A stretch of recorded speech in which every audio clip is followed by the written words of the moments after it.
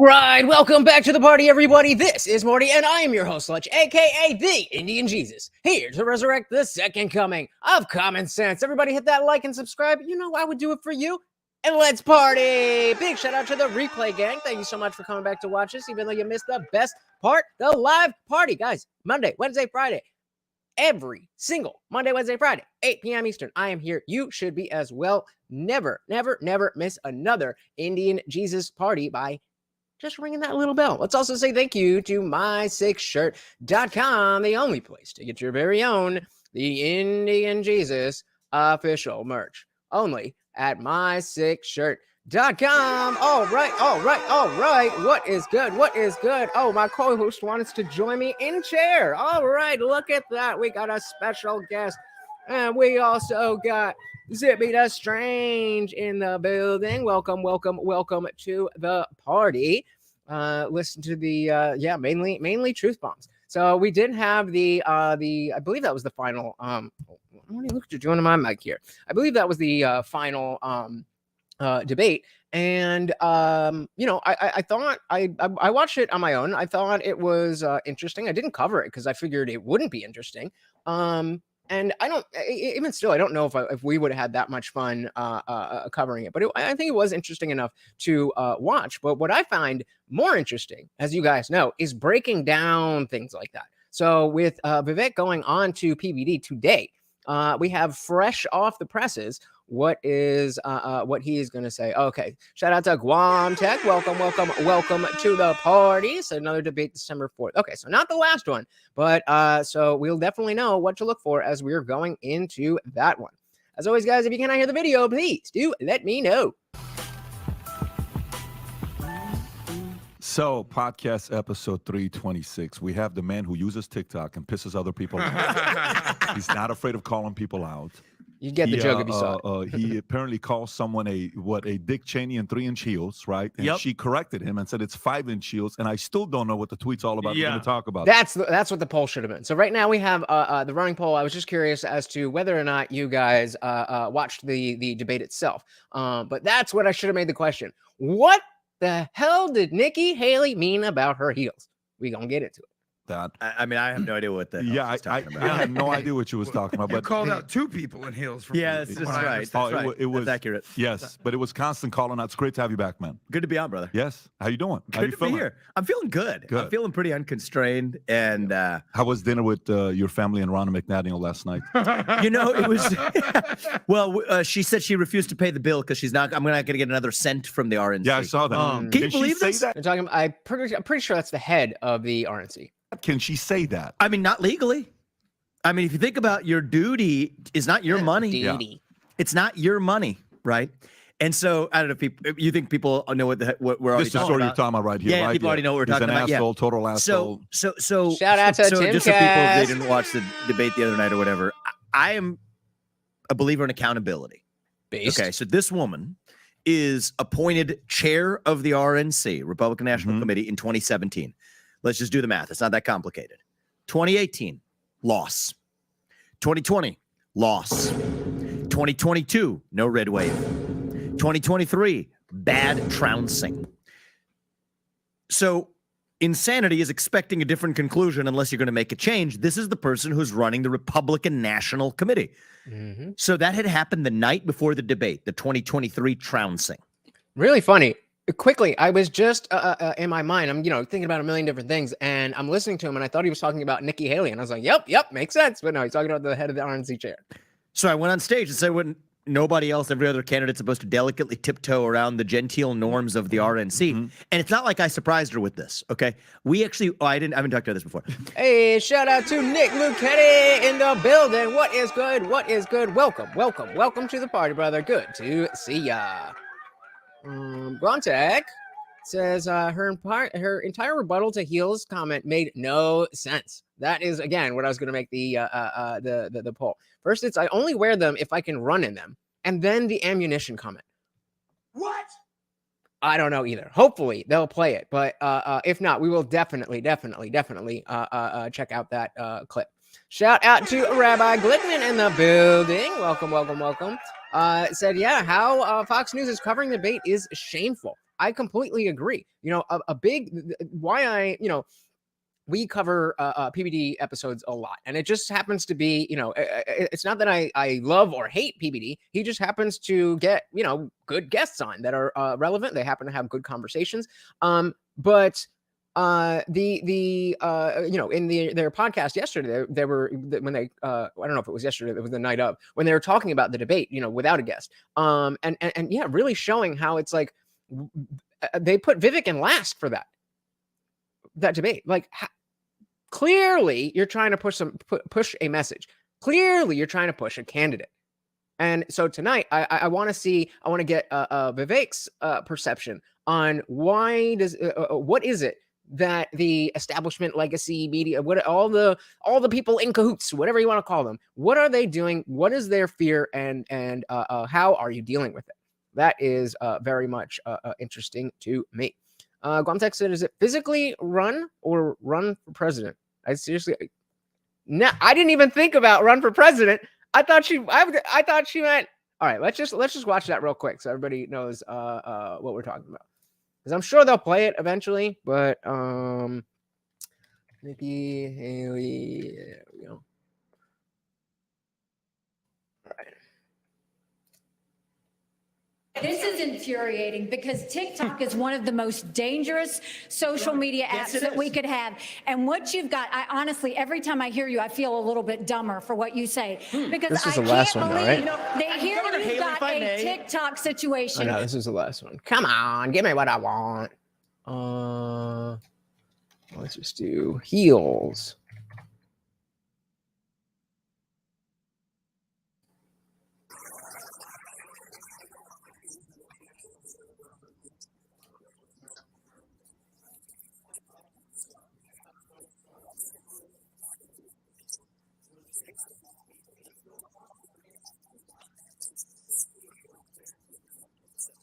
So obviously they're just talking about, you know, what's going on over there and war and what to do about it. I can't hear it. What? Is that everybody? Is that everybody, or is that just unwanted? I'll try again. Take two. I feel like that was just you, but it's faster to just redo it.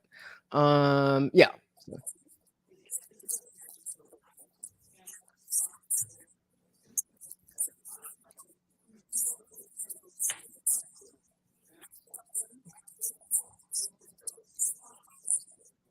All right. Still, what the hell is going on? What is going on? All right. Also share system audio. Share. Can't wait. Can you hear me? Or you just can't hear the video?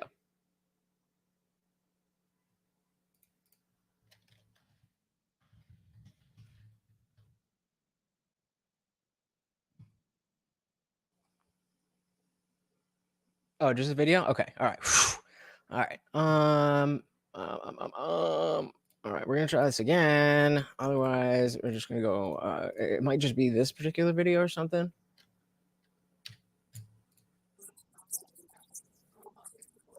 Good, bad.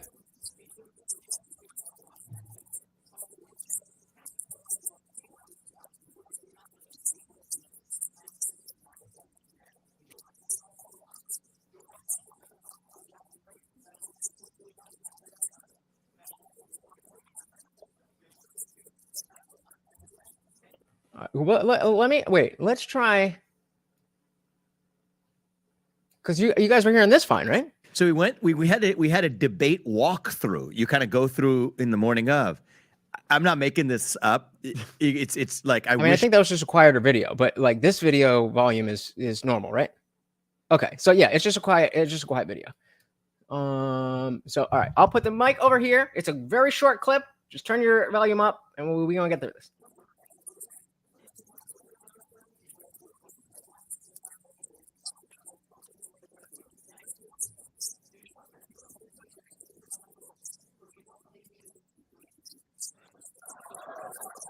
So that was the comment right there.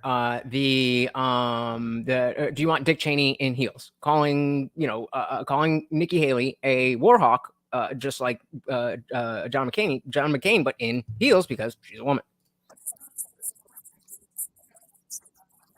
So let's back that up. Her response.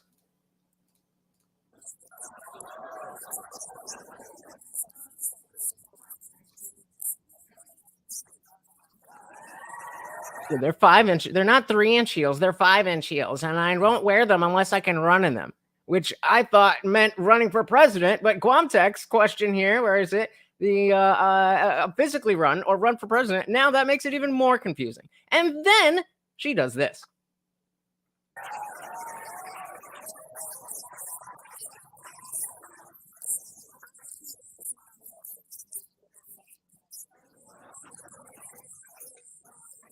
So I don't wear them for fashion. I wear them for ammunition. What in the world could that possibly mean? What in the world could that possibly mean? It's that crazy, that wild, that nobody in the world has any idea what she's talking about. All right, let's get back to this video. Oh, I haven't talked about this before. So we had a debate walkthrough. You kind of go through in the morning of. I'm not making this up. It's like, I wish there was no cameras allowed in there. We can catch this. She comes in. She's just like trying to give me a hug. I'm like, I'll give you a handshake. And I was just like, how are you doing? And she's like, how are you doing? I was like, not great. I mean, the election didn't go very well last night. She's not great given last night. And I'm not even kidding you. Here's what she says. What happened last night? Oh my God. No, I'm not kidding. So I thought you. So last night he's from Ohio, I think it was, that they had a vote on abortion, and you could just full 9-month, no, unfettered abortion.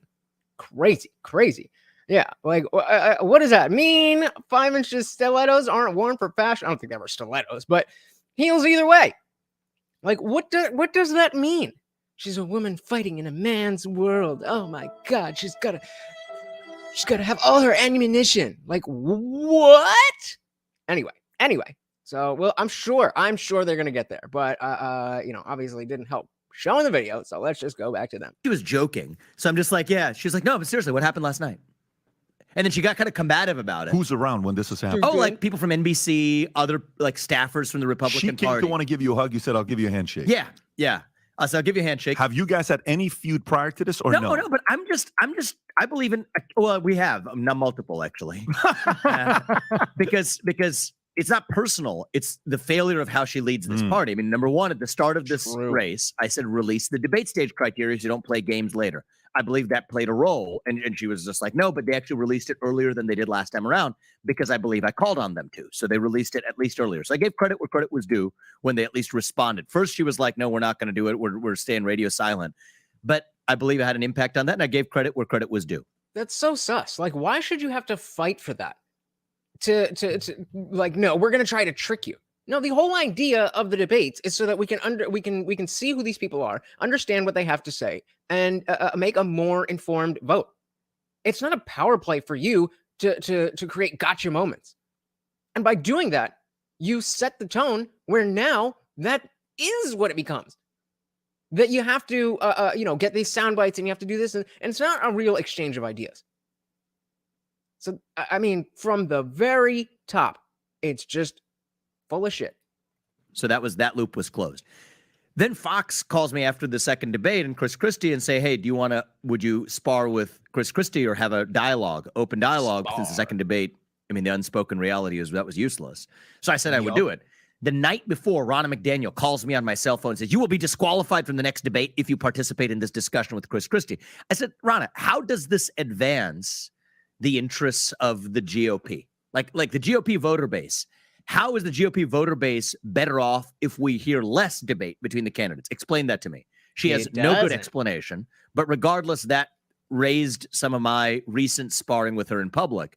But this has nothing to do with me and her. What happened on the night before the debate was the Republican Party nationally got trounced. And everybody, if destroyed, Kentucky, totally destroyed. Virginia, I mean, kind of Ohio, you just go, these are red states, okay? Kentucky, red wave, right? The red wave. And so I'm walking in. This is the morning after that trouncing. This is the chairwoman of the Republican National Committee. She's coming. She's like, hey, how are you? I'm like, I'll give you a handshake. She's like, how you doing? I said, not that well, given that last night didn't go very well. She said, what happened last night? Like oblivious. Is she saying it jokingly? No, she's saying it almost angrily, right? Because I was like, that didn't go well. So like she's challenging me. She says, well, what happened last night? Oh, okay. Like, what happened last night? I don't know what happened last night. Tell me what happened last night. So if you're not picking up what he's putting down, then what is the implication from that type of response is that that Vivek is saying that not only did something bad happen, but you shouldn't even be asking me how you're doing because you should know about this, which she should. And so she's getting defensive that like, well, why are you asking me like, or why are you saying that? And I'm just like, this is the person who's accountable for running the Republican Party. I said, we lost the election. She said, we have nothing to do with that. Really? I run the National Party. These are state races. We have nothing to do with that. So again, these are the people at the top. These are the people at the top who have the power to just snap their fingers and change the entire political landscape because reasons. The pic of Jaya walking barefoot on a plane. No, I did not see that. Did not see that. Where's and then says and then starts to like escalate her voice and says, I refuse to fall on the sword for this one. I refuse to fall on the sword for this one. This is not my fault. And it's like, okay, clearly she's been criticized. How many all day minutes for before this. you hit the stage is this happening? Oh, this is like early. This is in the morning, right? Okay, like it's like pre-game lunchtime. prep. Yeah, You kind of go I got you. through. Walk They show through. you where you're going to be Yep. standing. Here's your microphone. So that's where this happens. Okay, I thought he was going to say like minutes before, which is why he was so fired up. So it's not like I surprised her on the stage. Got it. All right. She knew where I'm at on this. She had already had a long morning with this topic. Oh, of course, and should. I mean, 2018 loss, 2020 loss, 2022 no red wave, 2023 trouncing, total drubbing for the Republican Party. This is the individual who's the national chairwoman. She runs the entire Republican National Committee. Where's the accountability? So I get on stage. Another thing I want to point out to you guys, since we specifically just went over Ron DeSantis and a bunch of the clips from that stream are coming out this week, I want you to pay attention to the difference in how you feel about what Vivek is saying. Because it's by and large, it's not going to be that different than what Ron is wanting to say. They both want whatever is the perfect message for the most amount of voters, right? But there's the little things about how you use your voice, how you articulate things, how you use your body language, how you use your facial expressions, how you use your pauses. You know, big thing with Ron is that he'd have, you know, a huge, great point and then just roll right by it and move into the next sentence. So definitely pay attention to that. And I'll be pointing it out as we go. The things that, like, see, if Ron was doing that, then, you know, it would have been that. Keep it in mind. And you're getting some like, you know, standard, you know, beaten dead old horse Donald Trump question. I said, forget that. Let's talk about what happened last night. Because the last two elections he's been out, Republicans have gotten trounced for different reasons. So stop blaming the boogeyman. There's an accountability problem within the Republican Party. And so I say on stage that Ronna McDaniel, if she wanted to come up on stage, and I meant it, if she did want to come up on stage. So that's who we're talking about. Ronna Romney or McDaniel. I wonder, is that, I would assume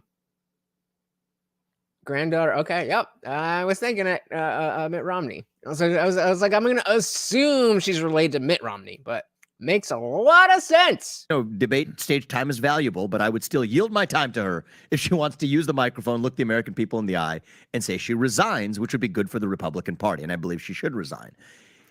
And the thing is, even if, you know, just offering that, coming out with a strong presence and talking over why is it so crooked? Give me OCD. You know, talking past the points. If you notice, one of the big things, only 29% of you saw the debates, but I'm sure if you've seen clips that Tim Scott, I think he did decently well, but he just did it in such a way that was very timid. If anybody cut him off, he'd be like, oh, I'm sorry. If the moderators cut him off, I'm sorry. If somebody else would start to whatever. Whereas Vivek was there to give his message, and he went a little bit over time, but he was going to finish his sentence anyway, which is a type of, I guess, personality or just a type of delivery that we weren't used to seeing in politics like that. Like maybe heated moments here and there. But remember, the biggest complaint about Trump initially was that he wasn't presidential. And that just meant that he wasn't keeping up with the decorum. And so now we have somebody else who is willing to break that decorum, to maintain this idea that we are in a post-Trump world, that decorum, that what it means to be presidential is different, baby. We in a new era. And the fact of the matter is, you have to win the hearts and minds of people. And at the end of the day, one thing I've been thinking about since I was debating with Devon, and then a bunch of people came up, as why I get a little bit, I'll say, defensive when it comes down to like, oh, did you read this study? Did you read that study? Did you read that study? Because I think the things that I express cannot be upended by any number.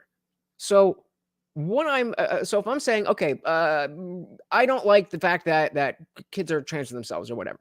No amount of because of my understanding, my philosophical understanding of what that does to you, all the reasons that I don't want to do it. I don't think that any number, specifically a number, I'm not saying anything, but I don't think any number could change my mind about the emotional thing, the holistic thing that is transing yourself.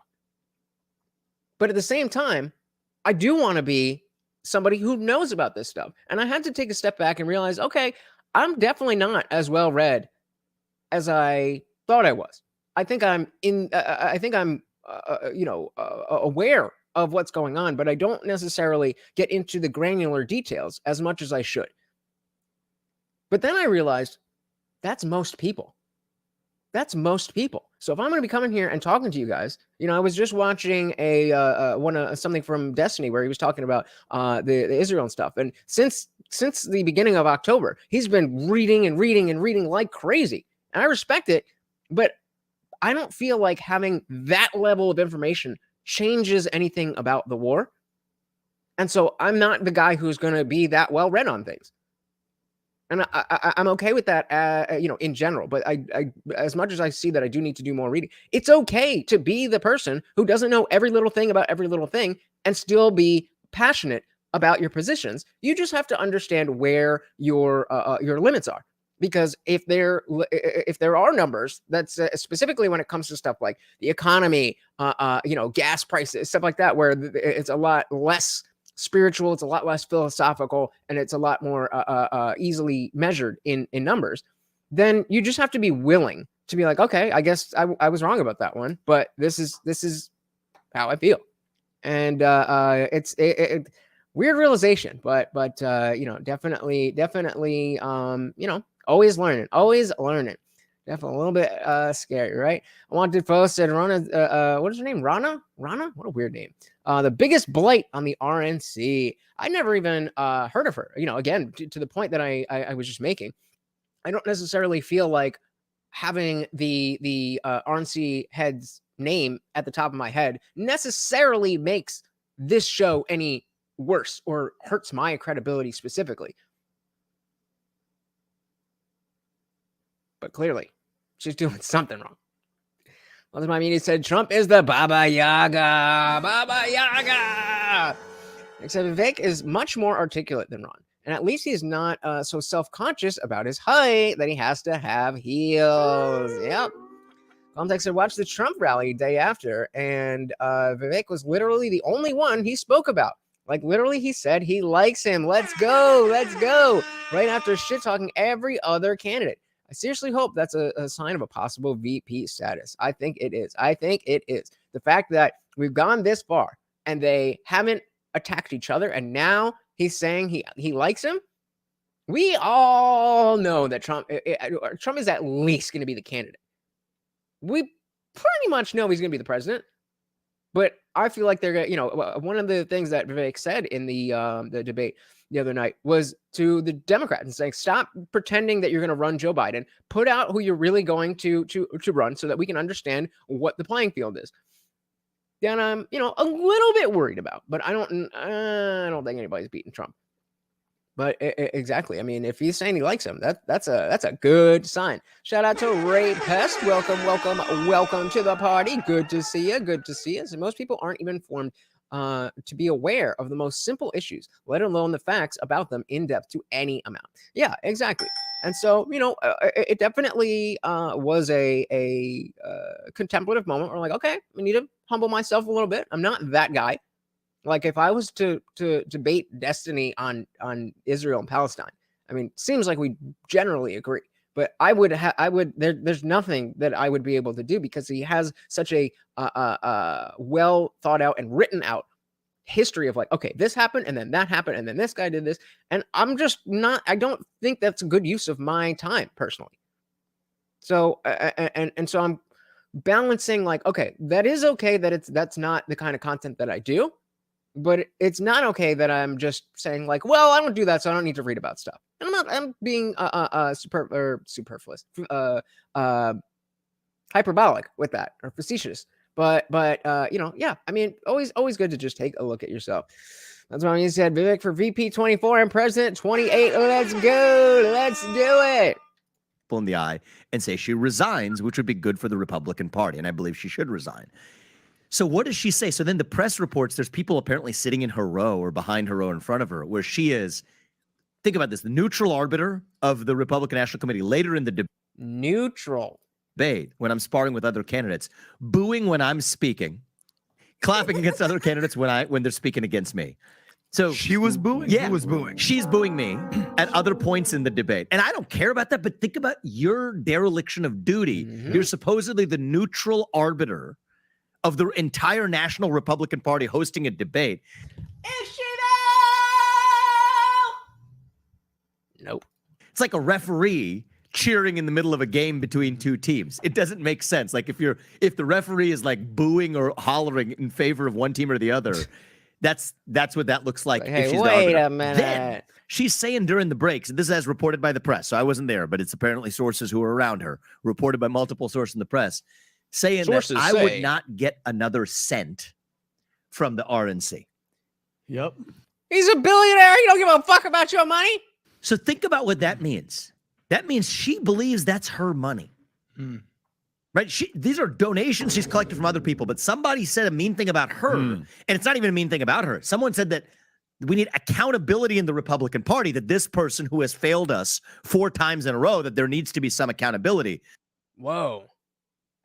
I mean, I Milton my media is being facetious, but I am generally shocked at that level of I'm not shocked that it's there, but it's always shocking to hear when you see how far people will go for power and how badly power corrupts people. That is insane. That is insane.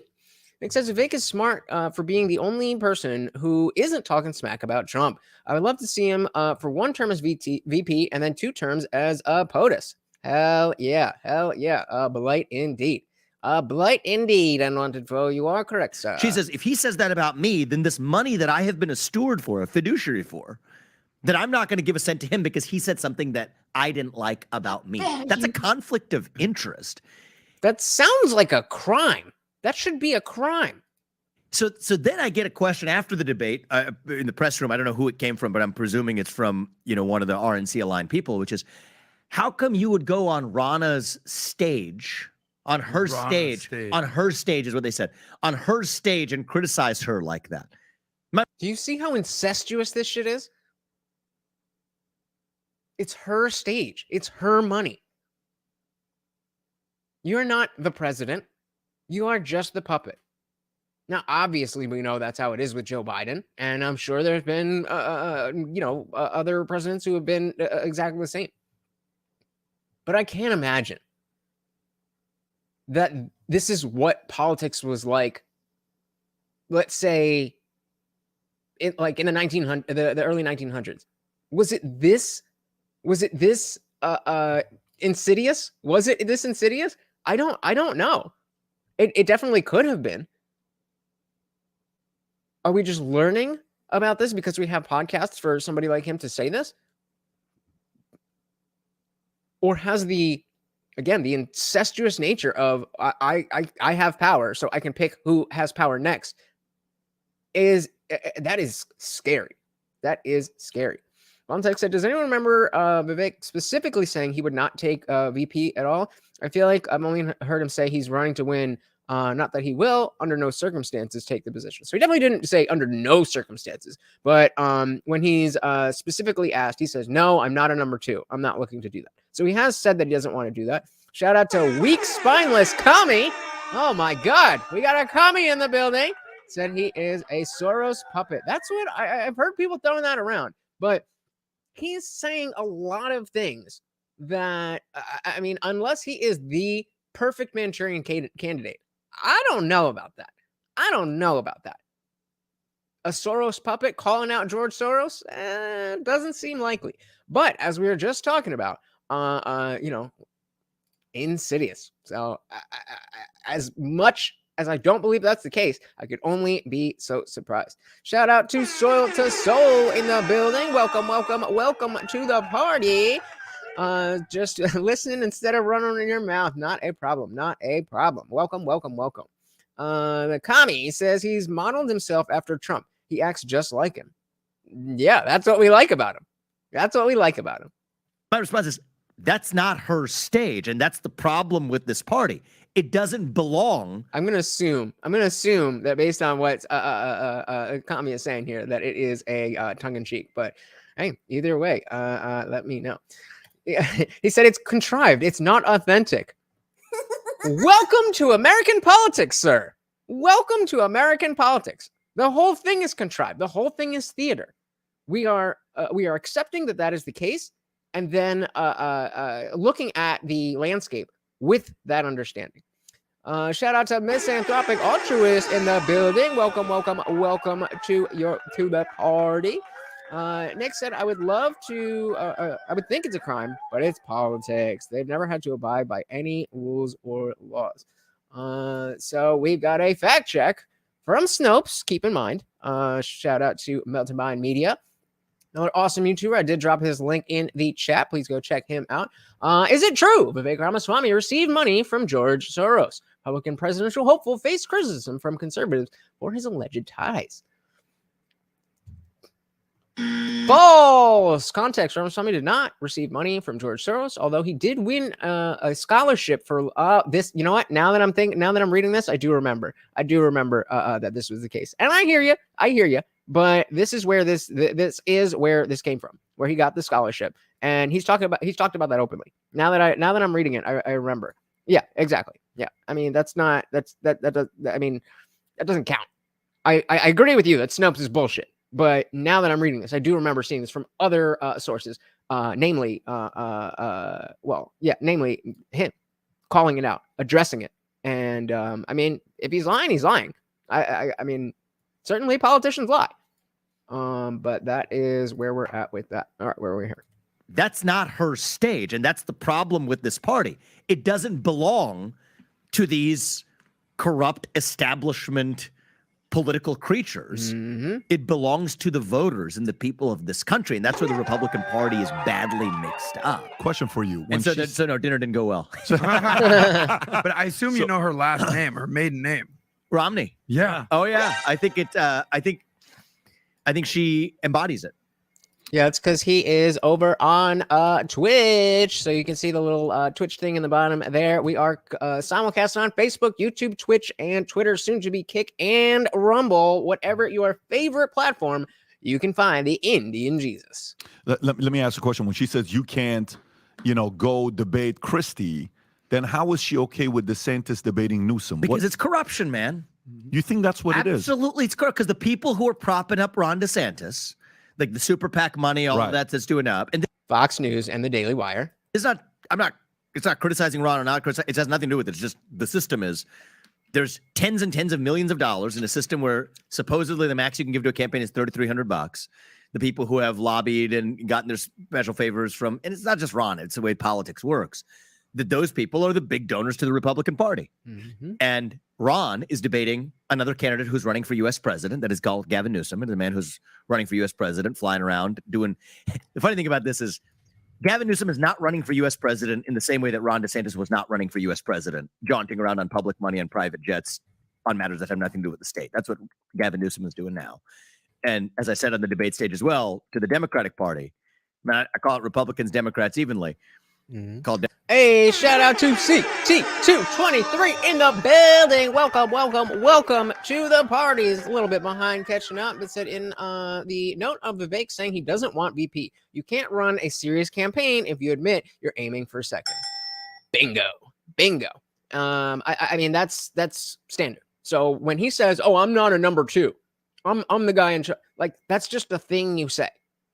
Because exactly, once you put it in, and it's little things like that do matter. Once you put it in the minds of people that you are okay being the vice president, then they can think, okay, well, if you're going to be the vice president, then I'm going to vote for the other guy who really wants to be president. This is why I hate Ron DeSantis's line. I'm Ron DeSantis, and I won't let you down. Why are you talking about letting people down? You're supposed to say something affirmative. I'm Ron DeSantis, and I will get it done. I'm Ron DeSantis, and I will build back America. Oh, we said build back better. But you know what I mean? Like, these are just off the top of my head. Where'd up? Oh, gotcha. Yeah, well, not there yet. So we'll keep worrying about this. Democrats more. Be honest, Joe Biden's not going to be the nominee. So who's it going to be? Put up whichever other person it's going to be so we can have an honest debate. So let's do that into a poll. As we are closing this poll at 17 votes, 76% of you did not even watch the debate. Now, to be fair, I obviously was not going to watch it live. I definitely waited to be able to speed through it. But I think even after watching this, I do think it is relevant and it's entertaining enough. I like the last one was just a mess and it was all over the place. This one was a lot more entertaining in the sense that it was talking about the issues. This person has their policy position. Then that person goes, a little bit of back and forth, which you want to see in any debate. But I think it really was good. I do think you guys should check it out. I forgot what I was gonna do. Be honest, Joe Biden's not gonna be the nominee. Oh yeah. Okay. So who's it going to be? Put up whichever other person it's going to be so we can have an honest debate. But Ron is able to have that full-on debate on the same network, Fox. But if they're calling me, I think what happened is at a certain point in the race, around late summer, initially they're saying, "Oh yeah, young guy, okay, check the box. We got a lot of boxes he checks for us. We get to say that this guy ran in the Republican Party, young guy, different generation, first generation, whatever. Okay, we checked that box. Oh wait, he's not going away when he's supposed to, right? The other no-name candidates, and I was initially a no-name candidate too. The other no-name candidates had no chance of making the first debate. They're all off. Nobody really paid attention to them. Wait, this guy's sticking around. And then, wait, he's saying some things that the establishment that has an allergic reaction to Trump, wait, he sounds a little bit like that. This isn't supposed to happen again. No, stop it. Okay. That's exactly why the GOP establishment is terrified of Vivek Ramaswamy. Can't nobody tell me I clickbaited this one. Yeah, Melted My Media is saying there is no way they run Biden. We're already at 86% of you not hit the poll. Please hit that poll if you are watching the replay. Do you think Biden will be the Democratic nominee? Yes or no? Okay, it was cute while it lasted. Like, make it stop. That's sort of where they were. And so I think there has been a concerted effort amongst the donor establishment class that has convened private summits with the Haley campaign, the DeSantis, the Scott campaigns, Pence, and others. Christie. I'm the only person other than Trump that's not, invited to these closed door forums. Which again is a good thing because Trump was the same way. There's certain debates we want Ron DeSantis to get his airtime. You do it, we're going to disqualify you from the next debate.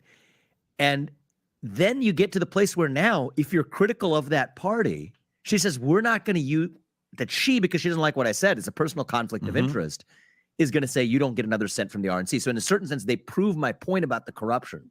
Absolutely. That's picture perfect proof that you are corrupt. This is theater, and this is not about what the American people want. Shout out to Liberty Plus TV. Welcome to the party. Good to see ya. Nick said, no more dinosaurs in politics, please. Especially barely functioning was. Bingo. Yeah. I think that is, I wish these would show up. I can see the thingy on the YouTube thing, but I wish these would show up. Come on, man. But yeah, like there should be an age limit. And I understand that, Trump is also old, but Trump is Trump. All right. He's the exception, not the rule.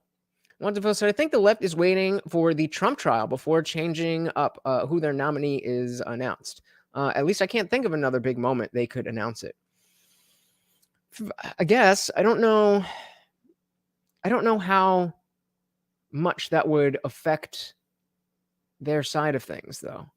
Maybe just make it harder for the Republicans. Possibly. I mean, you said poor Trump and Vivek not invited to the young blood transfusions. Yep. Well, I mean, it's YouTube. I gotta keep it. CT said, I didn't realize she was a Romney. It makes sense now. I wonder if she would have gotten that job without nepotism. Of course not. Yeah, you gotta keep the old running.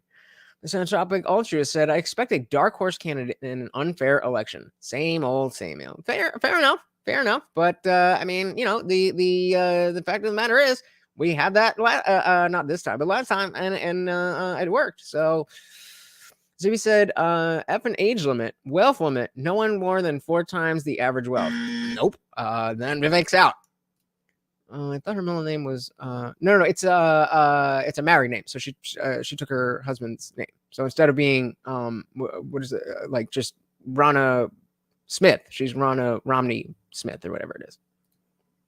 To say that they view this as their money, to treat it in a way that they're going to pick whoever their favorite horses are. Yeah, that's very strange because the voter. Guys, can I just get 2 more likes, please? That's all. 2. Thank you. And they're saying, and I even asked the governor, I said, why are you debating Newsom? I think a year ago made sense. I think right now makes no sense for the two of you guys to debate. But Rob, do you have the clip of Ronna McDaniel being confronted about what Vivek said and what her response is? And she said, I'm not the one running for president. Play this clip if you can. Okay, so it's Ronna McDaniel, but I think it's Ronna Mitney, Jesus Christ, Romney. I'm throwing that whole sentence away. I'm throwing that whole sentence away. That were thrown on the stage by one of the candidates in particular, arguing that the Republican Party has a culture of losing. Specifically, Vivek Ramaswamy called for you to resign. Would you like to respond to that? I'm going to focus on beating Joe Biden. I wish that's what all the candidates did. I'm not running for president. I'm very proud of the fact that under my tenure, we won back the House. We now are getting investigations into the Bidens. I also, as Michigan chair for the first time in 30 years. Even her voice. Is that just me? Or like, it sounds like a buzzing. Like, Biden's also the Michigan chair. Won a state that Democrats hadn't been in. I'm very proud of the fact that we're going to have staff in 15 states heading into 2024. But, I'll leave other people to attack Republicans. I'm going to focus on Democrats. I will say this.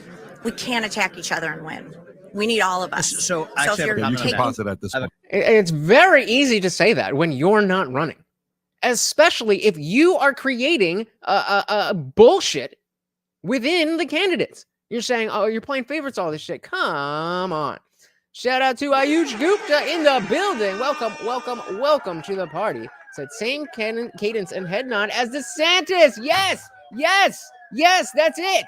I knew it. I knew I'd recognize how weird it was. Shout out to Ayush. Good one there. Hey, we got insight of the ages in the building. So the Romneys are bad juju. Yep. And that's why I said it like this. Because, I don't want to invoke the name. See, it's all part of the plan. It's all part of the plan. Did I miss this one? CD said they have to find a way to get Biden to step down and then bypass Kamala. Newsom is already running a shadow campaign, which is crazy because California is a hellscape. Sure, run that guy. That's the issue. It's like, who do they have?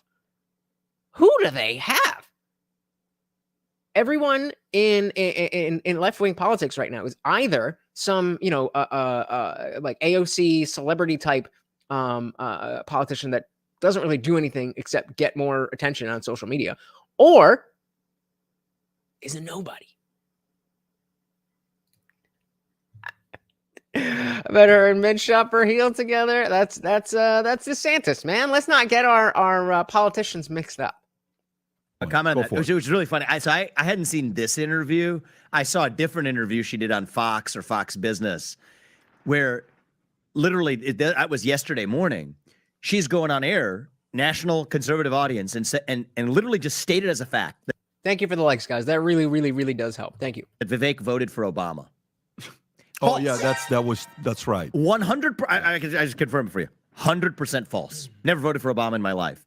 So you have the chair of the RNC saying, "I'm not going to criticize the Republicans," and then go on national TV, say one of the Republican presidential candidates who you were booing You have in the the middle clip, of the Rob. debate. Oh, you have that one? Real quick, though. CT, you're saying there's more homeless people in Los Angeles County than there are people in the city of Denver? Because that makes a lot of sense. And I feel like you wouldn't comment if it was just like, yeah, there's more homeless people in Los Angeles than Denver, Colorado. So that's what this means, right? There's more homeless people in Los Angeles than there are people in Denver, Colorado. That is insane, if that's true. Womtek said, the only time I will resort to derangement syndrome is if anyone I know says they'll vote for Newsom. No, brother. No, brother. This is when you need to keep your composure the most. These are the most dangerous people. If you go crazy with them, you're just as bad as the TDS people. I feel you. But that is, okay, wait. So, yeah, that's crazy. These are the people who we need to be able to reach. If there's a huge paradigm shift happening in America as of the last decade, it seems like we're kind of coming out of that transition and into what America is going to be for the next however long. So there's people very far apart on the spectrum, but the people who would vote for Newsom, they may be too far gone, or they may just not know any better. And because he is that bad, if they do run him, that is an opportunity to bring a lot of people away from the Democratic Party. Even if they don't become Republicans, even if they're more libertarian, I don't really vote, I'm independent, whatever it is, then yeah, that's true, Nick. That's a good thing. We want people to be moving away from these specific Democratic policies. Now, I'm not saying Democrats could never be good. You know, you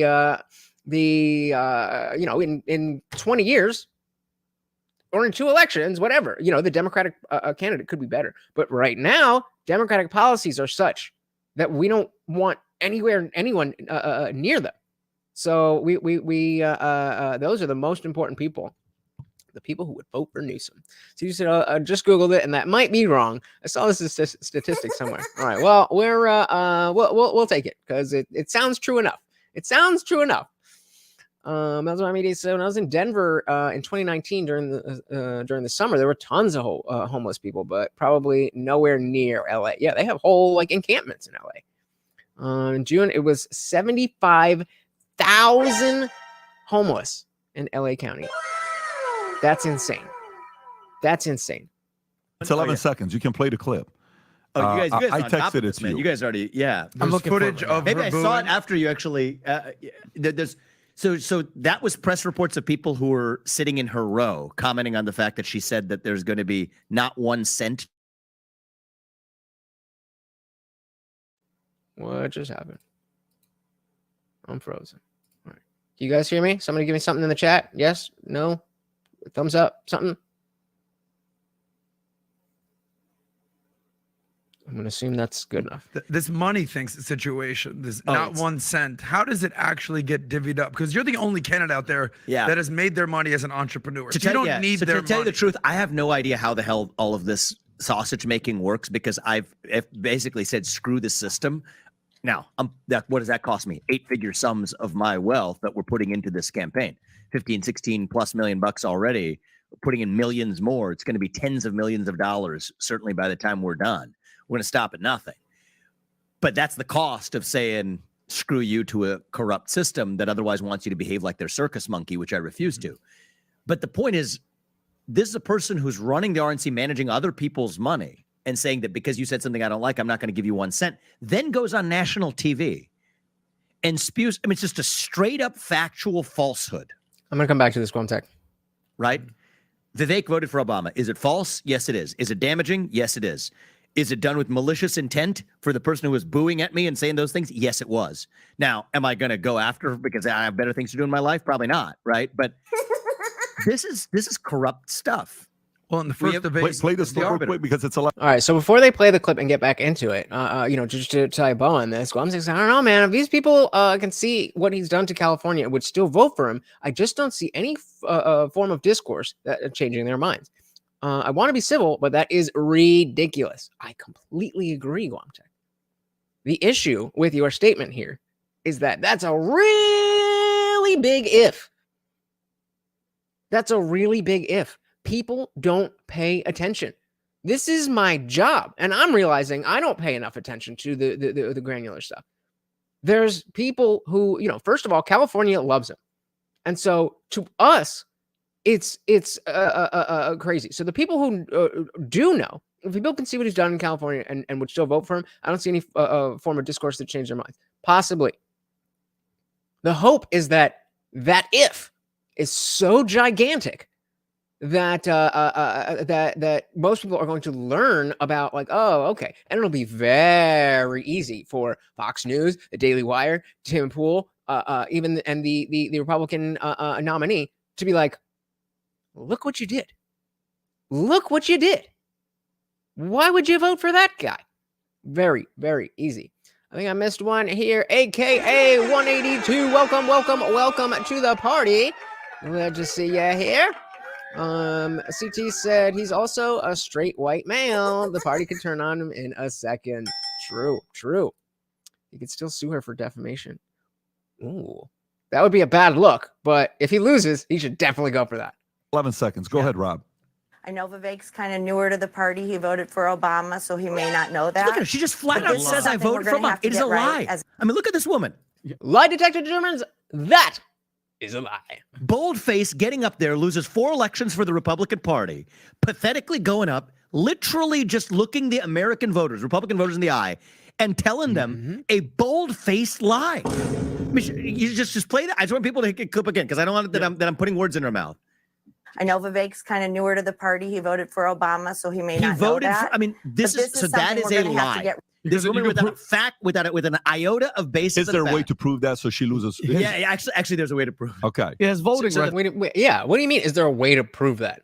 Do we not have voting records? The voting record. So actually, I was so disillusioned. I've talked about this. I voted Libertarian when I was young in my first election. Then I got so disillusioned from politics that it's actually public record that in both of those, I don't like John McCain and I don't like Barack Obama. And I said, shit, me neither. I didn't like Mitt Romney and I didn't like Barack Obama. So I actually didn't vote in those elections. I sat him out. I'm not particularly proud of that. I was in my 20s. I understand why many people are disillusioned from politics. I want to do a poll on that. So I'm going to keep the video playing, but on the notion that he sat out for, I think it's 2 elections that he was talking about. I think he said he sat out for 2 or 3, but let's just, for the sake of argument, let's just say it is 3. So if he sat out for 3 elections, that's what I'm going to be asking you about. I was disillusioned back then too. I voted for the Libertarian candidate back in 2004, and then I basically said, "Screw this. I have better things to do with my life. I'm going to be an entrepreneur. I could care less about politics." Yeah. But then came back around to it later. But literally, that is now public record, actual false. Lie. Yep. Flat, bold-faced lie to the American people. Say they won't give money. And so that proves the corruption. So that's again. So before we move on, we have for the replay gang, our poll running right now is: should Vivek be ashamed to have been abstaining from voting when he did? Do you think that it is something that he like it's a moral good that you should do that? Because I ask because I sat out for a number of elections when I was paying attention. I was just like, and then I voted for Hillary, and then I sat out since because I was just like, I got to make sure I know what I'm doing here. CT said classic millennial move not to vote. I feel it. We feel like, what's the point? He's a true millennial. I don't know if that's a good thing or bad thing, but that is definitely spot on. Yes, completely agree. That's the Ron McDaniel corruption. But then I decided when I was on stage, okay, I'm wasting too much time on this stuffed suit of a bureaucrat running the RNC. Let's focus on the real problem, which is the equivalent, the Ron McDaniel of media. There's many of them. Kristen Welker. sitting right there from NBC News. And there's a connection between the two because who decides to put up the Kristen Welkers of the world to moderate a Republican debate? It's none other than the RNC, the failed establishment that Ron McDale has run that's lost its last 4 major cycles relative to what it was supposed to do. Yep. And again, another reason you should watch the full debate. He has a moment where he calls out directly, points at her, and he's like, "This is you. You and your media channel pushed these lies and this, that, and the other." I don't even remember exactly what the subject was at the time, but he went for the jugular. So that it's almost proof sitting on that stage. Vivek, back to the money. To go from not voting to running for president is pretty badass. Indeed. I agree. Context is totally agree on the classical millennial one. Our generation is completely done with politicians, and he represents that. Yep. I think that's spot on, and that's why maybe it is. I would love to see the breakdown by generation as to where people fall. It would make sense to me that that Vivek is most popular with millennials. That would make a lot of sense to me. Either side, I would think the Zoomers. I don't know. I'm curious. Like, can we get like Vivek Ramaswamy support by age? Oh, that's right. He wants to write the. He wants to. What is this? He wants to you know, what you call it, bring the age up. So I don't know how many millennials. Millennials. What am I talking? Or excuse me, Zoomers. 30-year-old entrepreneurs says the point of fix. Rising the polls. Millennials like himself, the entrepreneur, political newcomer, explain and overflowing. We are starved for purpose, meaning, and identity. Robbed of those anchors that made America great. Not faith, but patriotism, hard work, and family. Nothing here about. Let's see if we have Gen Z. Nope. And nope. What about Zoomer? Nope. All right. Well, I'd be interested to see though. I'd be interested to see where his support lies, because it makes a lot of sense that number one, being a millennial, number two, thinking like a millennial, and number three, talking like a millennial. That millennials are probably the ones that like him most. Well, next, if Vivek gets a governmental position with his story, he'll be looked back on in history as the "I'm done with this, let's flip the table" president, representing an entire generation. You don't think Trump would get that though? How? Because remember the last time we were talking about with Ron DeSantis being an alpha president, and we said trailblazer president or a flag carrier. And I feel like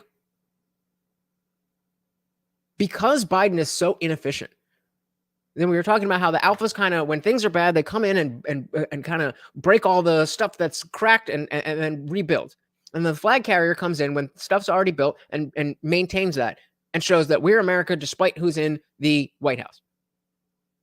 But Biden is so different that I think Trump was that trailblazer president, and he came in and shattered the system. And then Joe Biden is just there. So we still have the opportunity for the Trump flag to be carried in that way. I definitely agree that if he does, you know, especially if he becomes president, but anywhere, yeah, I was going to say the same thing about VP. But yeah, exactly. He can start another $1 billion business in 4 years and run again. So I don't see that he would have, you know, like history would necessarily be so fond of him in terms of his position unless he's actually the president. And I would think, you know, you have to. There is no Vivek without Trump. There is no Vivek without Trump. Context, I still think Trump represents an older generation. Good ideas, but late to the game. Vivek is of the generation and for it. Okay, fair enough. I'm gonna respectfully disagree, but I don't think it has as much to do with the age you are. I think the ideas that Trump was bringing were very fresh. But fair enough. Next time, we tried to recall Newsom. We had a special election, but he managed to somehow not get recalled. I don't know how, but it happened, unfortunately. Politics. I saw the rest of that. So that's why, I mean, it was almost, they're repeatedly proving my point based on the kind of debate they were hosting and the moderators they hired, to the things she's saying in the audience during the debate, to booing me during the debate, to now saying that false things on national television. Who do you think would be a good RNC? Who would be a good? Real quick, I mean, everybody seems to be on the same page as Zippy here. I feel the same way, and I'm going to say no about being ashamed to be vote. He should not feel ashamed, though he could help fight the system by getting the word out. Yeah, I completely agree. And the reason I wanted to bring that up was because both times I've talked about the mass mail-in ballots. And the ballot harvesting with people on the left. They're like, well, doesn't that just get more people to vote? As if that is a good thing. It's not a good thing for uneducated people to be voting for things that they don't understand. And so if you don't understand, just sit back. Let the rest of us who've been paying attention carry you. It's okay. Then just pay attention. 4 years later, 2 years later, or the next year, really, you can vote and be informed about it. Votes in, I don't even know if I can say that out loud. Good honors. Any good question. Yeah. So so let's, you I think brainstorm this. Kirk said you would be, somebody like you would be very good. So Kirk said, look, I'm in this to be the president of the United States. Right. I think that I can lead the country best in that position. But Charlie said that about me. Yeah. Well, I'll return the compliment to him. I think he could actually do a good job of it.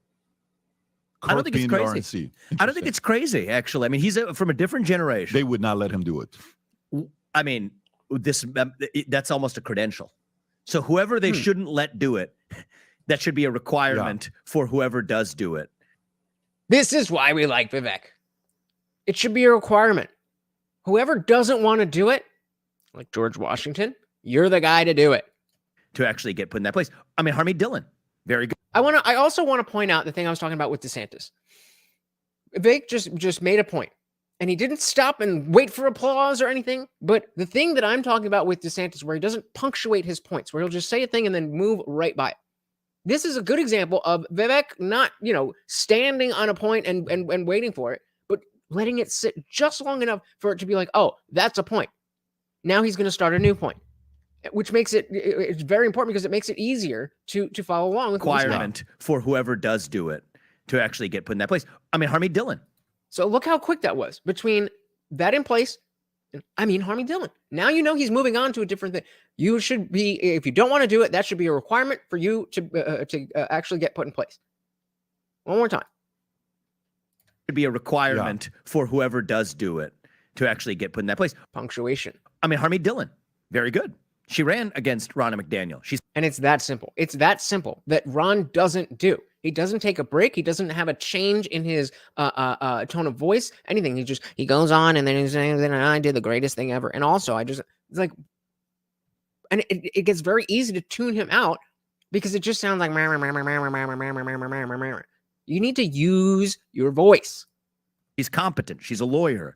She understands, and I think the lawyer thing helps because there's an element to running the elections in a way that's competitive, that you make sure it's actually run fairly for the Republicans to be able to compete. So Harmeet Dillon has a good background. There's this guy, Scott Pressler, who's, I don't know if he's a Republican activist, nowhere on the radar of the Republican National Committee, but he's a guy I've gotten to know, talked to him from time to time. Was tried to be very helpful in some of the other elections that have played out in the last couple of years, but a grassroots activist that has actually focused on the way elections are run.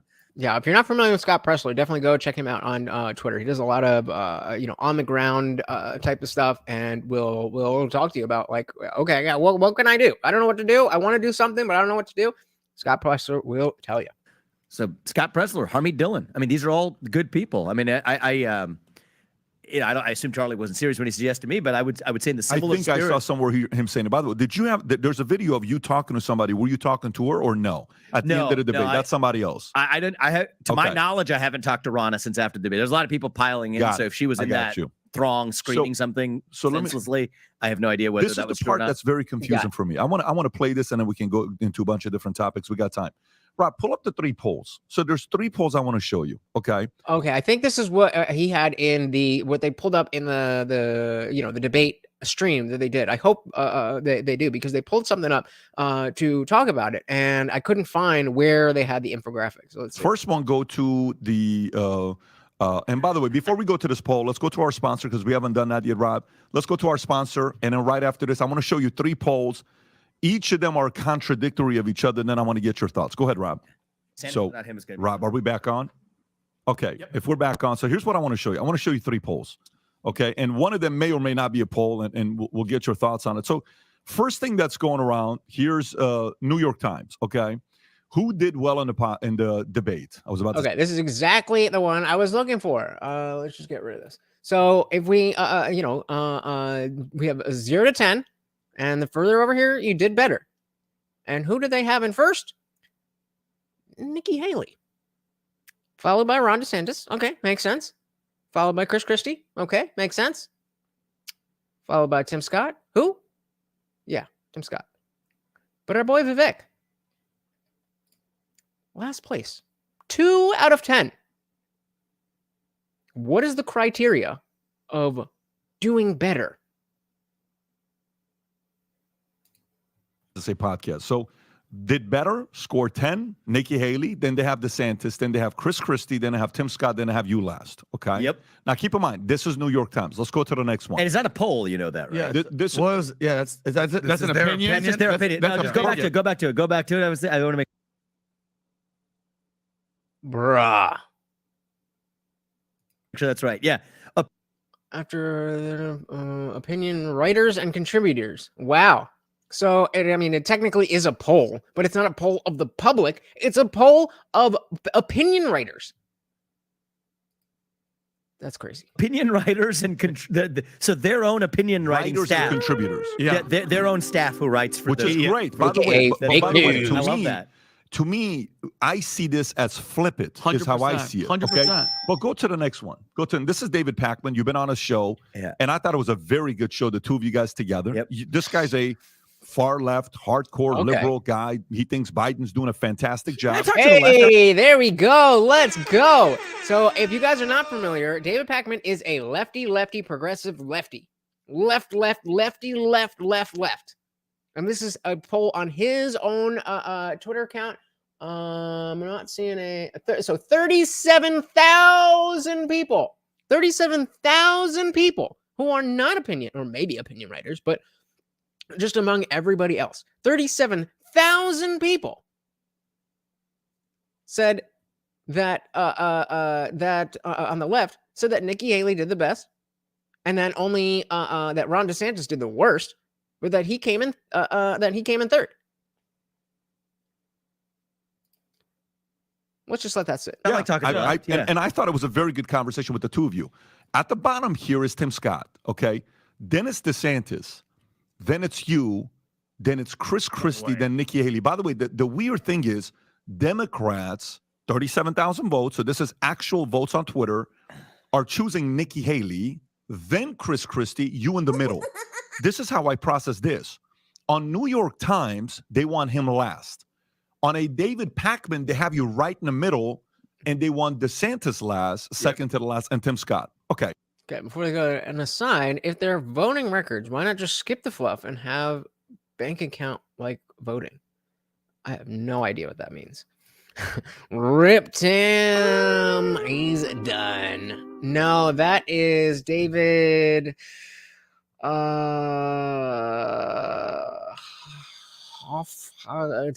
Hogg. Haha, he was in there. I knew it. David Hogg. He said the grudge demon, Nikki, is scary. So now go to a poll that we ran, and this sample size by the time it ended up being 165,000 votes. So 160,000. So we've gone to an undetermined amount of opinion writers for the New York Times to David Pakman with 37,000 votes saying that Nikki Haley won and Vivek came in third. But then 83% of 150,000 people overwhelmingly said Vivek. 83% you, then DeSantis, then Haley, then Tim Scott. We're capitalists. So, our audience is going to be an audience. It's 2 G's, beat you to it. Let's go. That are business owners, entrepreneurs, guys who like running businesses, conservative ideas.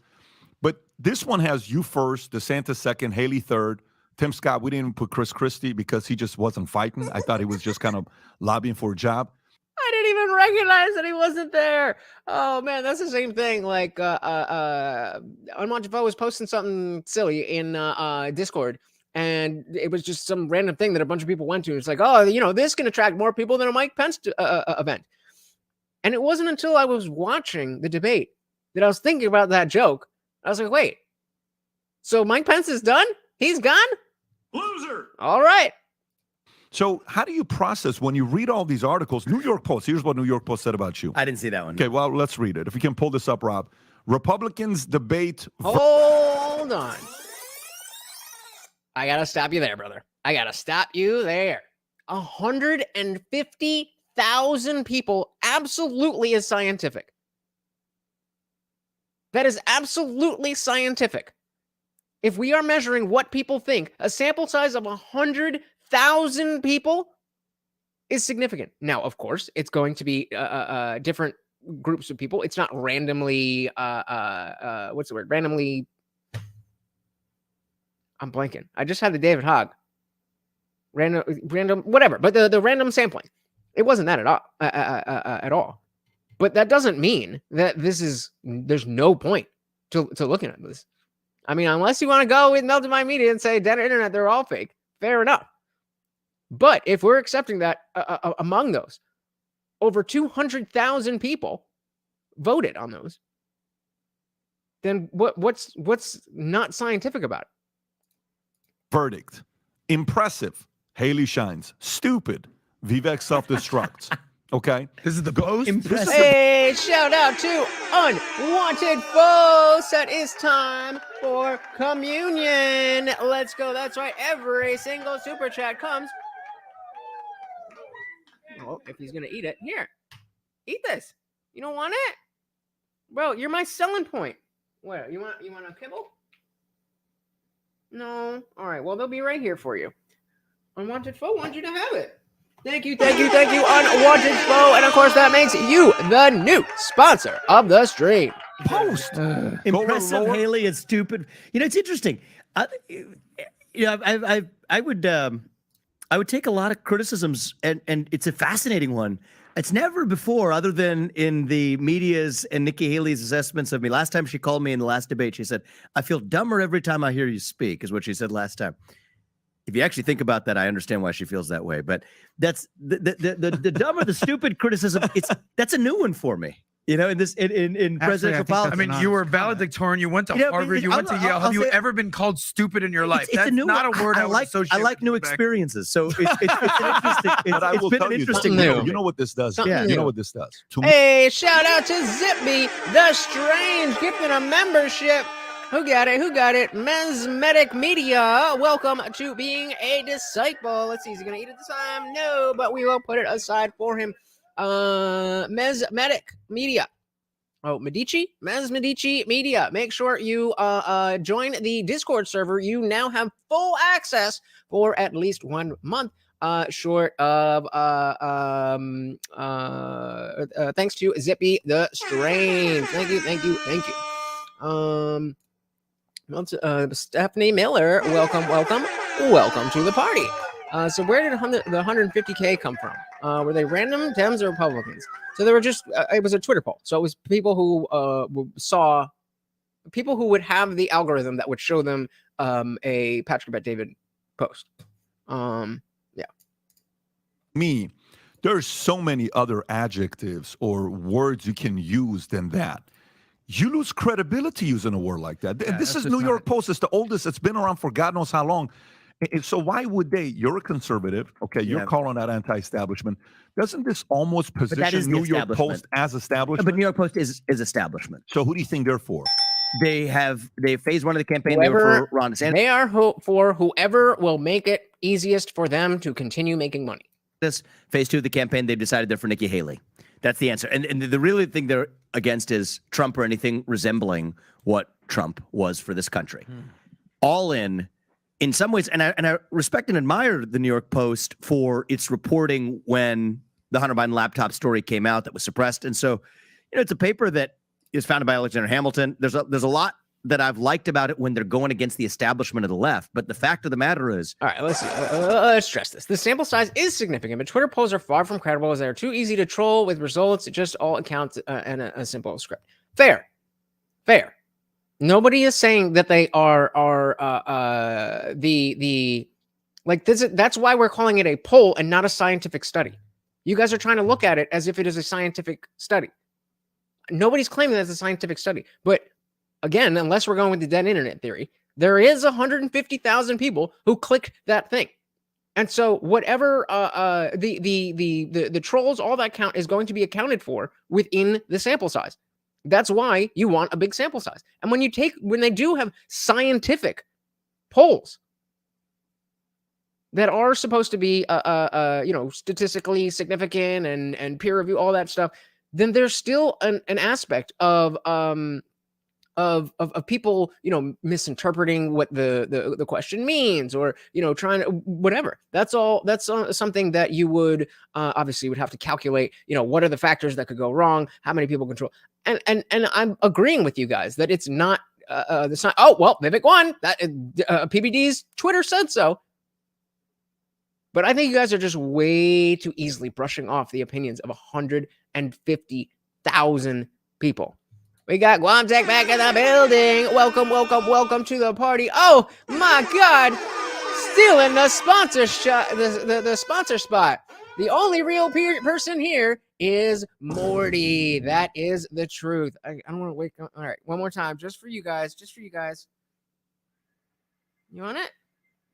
No, he doesn't want it, but we are saving them all up here for him. Very, very, very much appreciated, guys. And of course, that makes you the new sponsor of the stream. Thank you, sir. They are the establishment, just with the conservative sheen, and they've gone all in. And I think that here's a third rail for them. I've realized this. If you're doing the woke, anti-woke stuff and whatever, I wrote this book. They've given me plenty of favorable coverage when I'm talking about domestic issues related to being anti-woke. It's like, yes, we're in for that crusade. Good. And I actually exposed a lot of the illegality of the way their own stories were suppressed about Hunter Biden. But the real third rail is foreign policy. If you're giving up on the interventionist, neoconservative model of liberal hegemony, that's the real third rail for these people. That's the real third rail for these people. The military-industrial complex has to be what it is. They have to keep it going. There's too much to just be like, let's have peace. Not happening. And so when I've touched that third rail, and Trump touched that third rail as well, then it's gloves off, game over, because that threatens the existence of their very identity, source of power, and for people like Nikki Haley, the source of money. So that's what I've realized in this campaign, is that I thought a few years ago, like when I wrote this book, Woke Inc., I thought... True. Fair enough. No, I wasn't making that claim. So if anybody thought that was the claim that I was making, I was not making that claim. So I agree.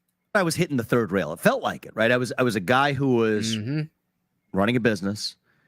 And it's funny, these, I'll put some of these other recent attacks to one side. They're not important.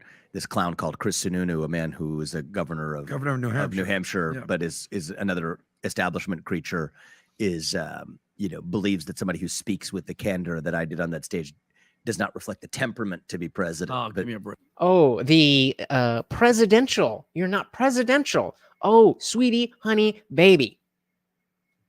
When Trump becomes president for the first time, anything Trump does is presidential. I hated it at first, but it is what it is. I mean, these people are all different versions of the same thing, showing up in different stuffed suits. Some wear heels, some wear different kinds of heels, male heels, man heels, and women heels. But they're a bunch of stuffed suits with the same thing inside. Shout out to Sourcing Support over on Twitch. Thank you for the follow. It's Dick Cheney 2.0. But when I wrote that book, I felt like I was hitting the third rail as a CEO, calling out the woke cancer. And it was at the time. Now it's much easier to criticize wokeness than it was back then. This is in the aftermath of George Floyd's death. But actually, here's what I've learned in this campaign. That wasn't really the third rail. The third rail is really going heavy on... the real third rail. If it's not the military-industrial complex, what could it possibly be? Give me some guesses. What could it be? Because, I mean, you know, as Guantek was saying, the Union Party needs to keep feeding the military beast. That's the only way America continues as it is, which is certainly a shitty proposition, but, you know, it is what it is. So CT saying to Ayush, even scientific studies have different biases. It's still a good metric when you can explain the bias, which in this case is that they're all PBD listeners, or in the case of David Pakman, they're all David Pakman listeners, or in the case of the New York Times, that they're all New York Times writers. So you gotta account for that. Well said, sir. Going to, and what temperament is that? Are you asking me or him or CT? Light with small. I don't know what you are talking about. Nick said, you were getting where it's much bigger than 1,000 needs to be scientific. Well, that's a pretty standard. Like if you have a sample size of 1,000 people, that's typically the start of where it's like, okay, this is legitimate. You know, usually you want the somewhere at least 2 to 5, but 1,000 is definitely legitimate. So Melvin Meeting said it could be BLM. I think he might be right. I don't know if that's what he's going to say. I think he might be right. Because just the notion of all of this foreign policy, all the wars and stuff, people don't have to feel it every day.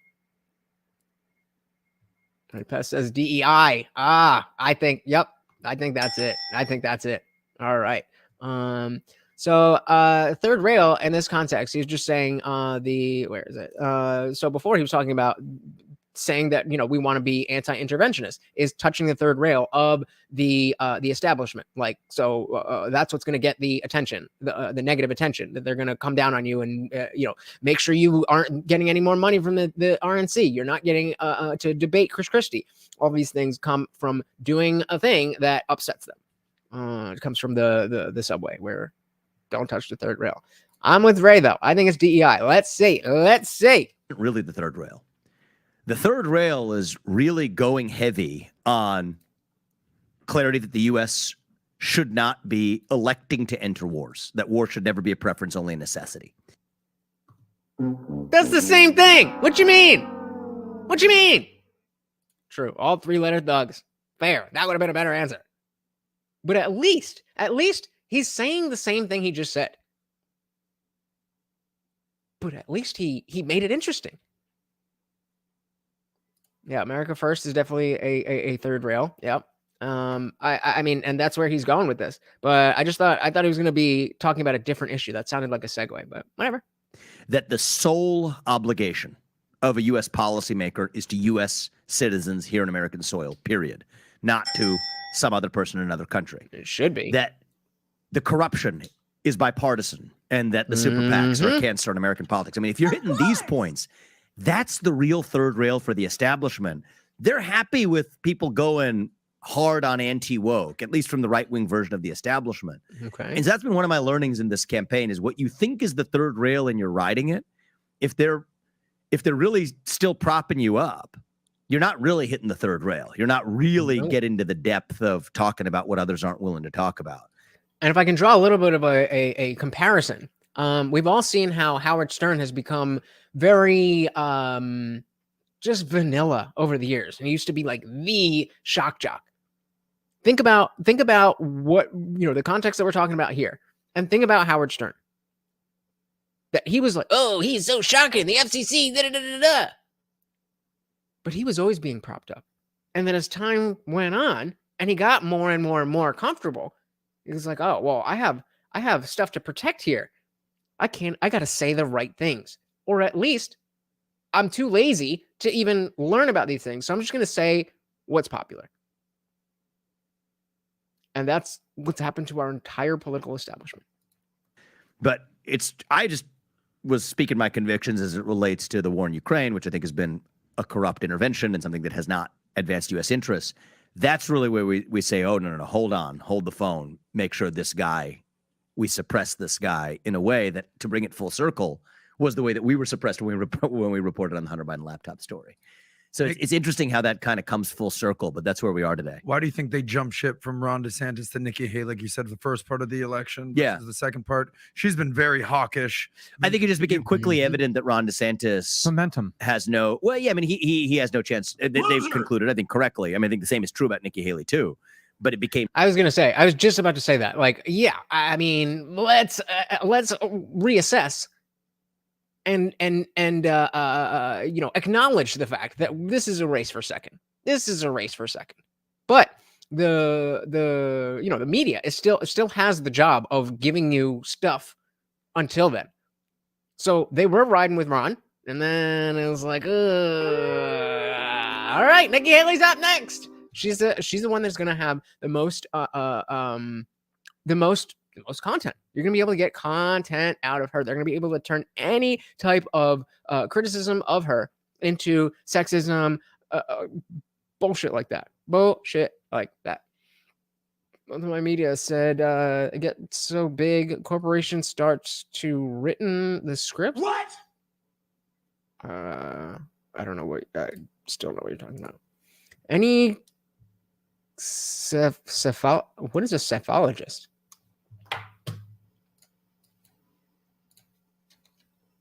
PSEPHOOLOGIST. Division of Political Science that deals with examination as well as statistical analysis of elections and polls. Well, learn something new every day. So any cephologists were their assault tries to match the demographic distribution on their lines of age, education, origin, race. We'll never learn. What will we ever learn in a Twitter poll by Laura Loomer? Trump wins 100%. Again, Ayush, I'm not saying that Twitter polls are scientifically accurate. I'm not making that argument. I'm just saying, look, this is what the people did. We understand this context. I understand the context that you were saying before, which is why I said I agree with this. I agree with you. Ayush, I agree with you.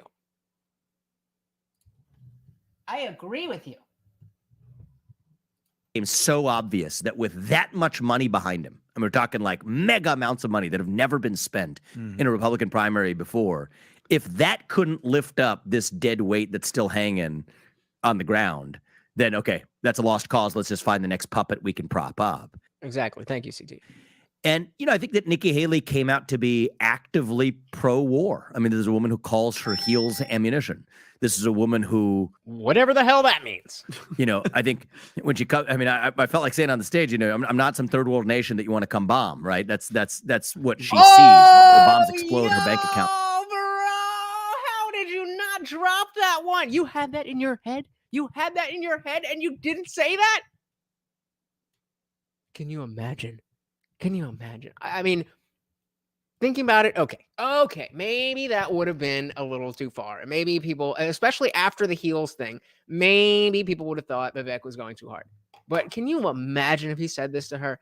Oh my God. Woman who, I think when she comes, I mean, I felt like saying on the stage, I'm not some third world nation that you want to come bomb, right? That's what she sees. The bombs explode, her bank account grows. That's the kind of person that says, okay, if she has really greased the wheels of her own bank account to do the thing that we want America to be doing, that's our new puppet. She has no chance, right? I mean, this woman's going absolutely nowhere in this election, but it's the new thing that the establishment has chosen to see if they can't pour the same cash that they were throwing at Ron DeSantis to prop up this new puppet. And, I think this one's worse than the Ron DeSantis puppet. I love how the YouTube thing always has it as Rhonda Santis. I think it's little things in life, but I just love it.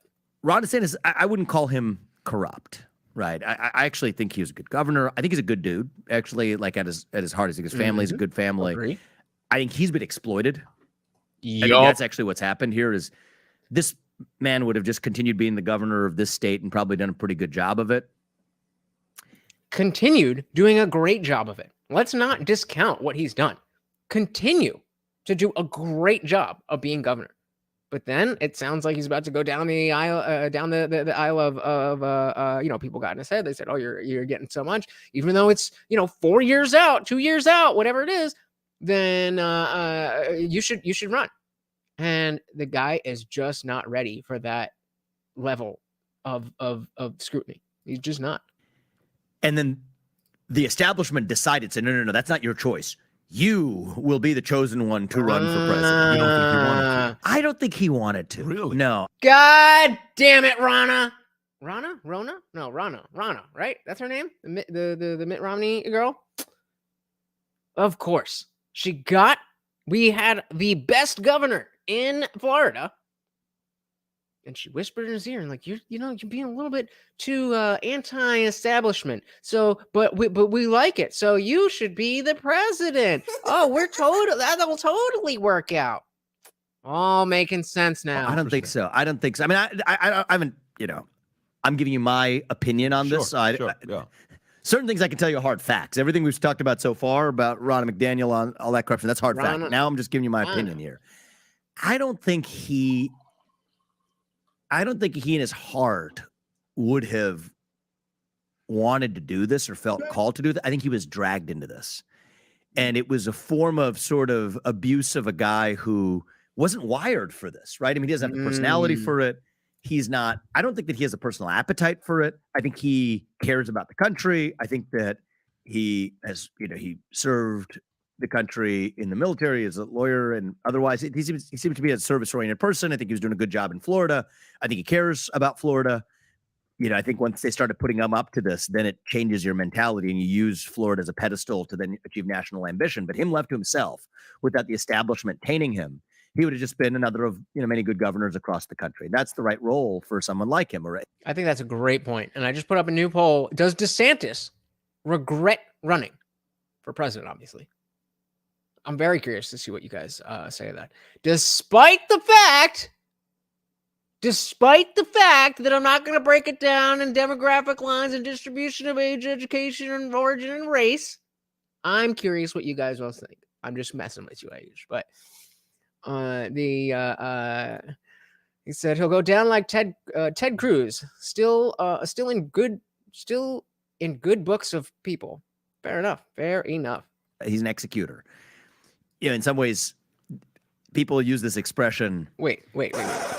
Executor, like executor, or executor, like I gotta hear that again. You've just been another of many good governors across the country. That's the right role for someone like him. Or he's an executor. Okay, yeah, like they're putting the YouTube is saying executor or executor when Vivek is saying he executes things well, like not executes people. In some ways, yeah, people use this expression. Yeah. They mean it as a slight. He's about somebody they could say he's all talk, no action. In some ways, Ron DeSantis was for a while all action and no talk. And I don't mean that as a negative. You could take that as a positive. But when you're talking, he was doing the damn thing. Didn't have to be all AOC about it. He was just like, "Hey, I'm Ron DeSantis, and we're not gonna shut down, and we're gonna send a bunch of immigrants to Martha's Vineyard." And it was awesome. It was great that he did that. About running for president of the United States, you have to be able to articulate a vision of who we are and where we're headed. That's part of the job. And that's not a guy who has it. But they propped him up. They forced him into it. But I would not call him really, corrupt. I think he has to dance to the tune of his donors just because that's the way the game is played and it's the mother's milk of politics. And so he does that like any other puppet would. But the person who's actually corrupt in this, like outright corrupt, is Nikki Haley. Really. Yeah, she's corrupt. And in the way that like Joe Biden is corrupt. Is that when you said you made money with Boeing board? Yeah, I mean, if you just kind of go through the facts here, right? I mean, just like this is somebody privately benefiting from their public service, right? This is wrong. It's wrong when Hunter Biden does it. Oh, and by the way, all these people, including Nikki Haley, will talk about Hunter Biden. Interesting how that works. Joe Biden's son. She's happy to talk about him without talking about the corruption in her own family. Well, of course. That is why we come to this conversation, understanding that these are not people speaking in good faith, as if you would, you just be at the bar with somebody, you just strike up a conversation. That's not what this is. You're watching a show. There is a level of authenticity to it because it is real life. But don't ever forget that it's just a show. What if said DeSantis could never win against Trump? All Trump would have to do is play reruns of Ronnie's commercial endorsing Trump. I mean, I hear you, but I don't necessarily think that would be as effective as he would want it to be, because it'd be like, yeah, I like Trump too, but I'm just better than. Now, can you articulate that? Probably not. So I guess I agree. So she's governor of South Carolina, does special favors for this company called Boeing her entire time while she's in office. Special favors. After her time in public service, she has a nice little cush board seat, ready, warm, waiting for her at Boeing. A private company flies around in a private jet. I think it was some Nephron Pharmaceutical, some pharmaceutical company. I forget what name it was. What? I'd never heard of it. It's not even some major company, and I come from that industry, but it's some random company that's getting, I don't know what the name of it is. That was a little bit of a flex. Like, I mean, yeah, I know the people. Like, she was getting flown out. She got flued out. That I haven't heard of. It's okay, but flying her around on their private jet, making their private jet available to her, get state contracts from that governor. And I could go on. I mean, this is just a consistent pattern. Okay, this person has repeatedly milked and done favors for people who have scratched her back. She does her short-lived, cup of coffee stint at the UN. Okay, very short-lived stint. Cup of coffee stint at the UN. Her real foreign policy experience wasn't her time at the UN. It was the millions she made afterwards. After she steps down, her family starts a military contracting firm, Allied Defense LLC. If the mainstream press were doing their decisions, Allied Defense should have to disclose who their clients are. I did something that normal business people don't do. I've put up 20 years of my tax records, personal tax filings. And think about, even just on our side, think about what a big just media event it was to try to get Trump to release. I don't know exactly how long they were trying to get him, but just certainly not 20 years. And this dude's just like, yeah, here's 20 years of my tax filings. She should put up 20 years of her personal tax filings and put up the clients of Allied Defense LLC. If you're running for U.S. president, she ain't gonna do that. What has to happen is things like Vivek being willing to just put it out there, because now you're setting a precedent that, yeah, well, why wouldn't you show your tax records? Before that, it's like, well, that's my private information. Like, well, kind of relevant if you want to run the country. Then tell us who the damn clients are of the military contractor that you started, presumably using your connections from the UN. Yeah, that too. Military contracting firm. Starts, again, then serving on the board of Boeing. Ends up giving secretive speaking fees from foreign actors while also running a military contracting firm. Think about that. It's Hillary Clinton on steroids.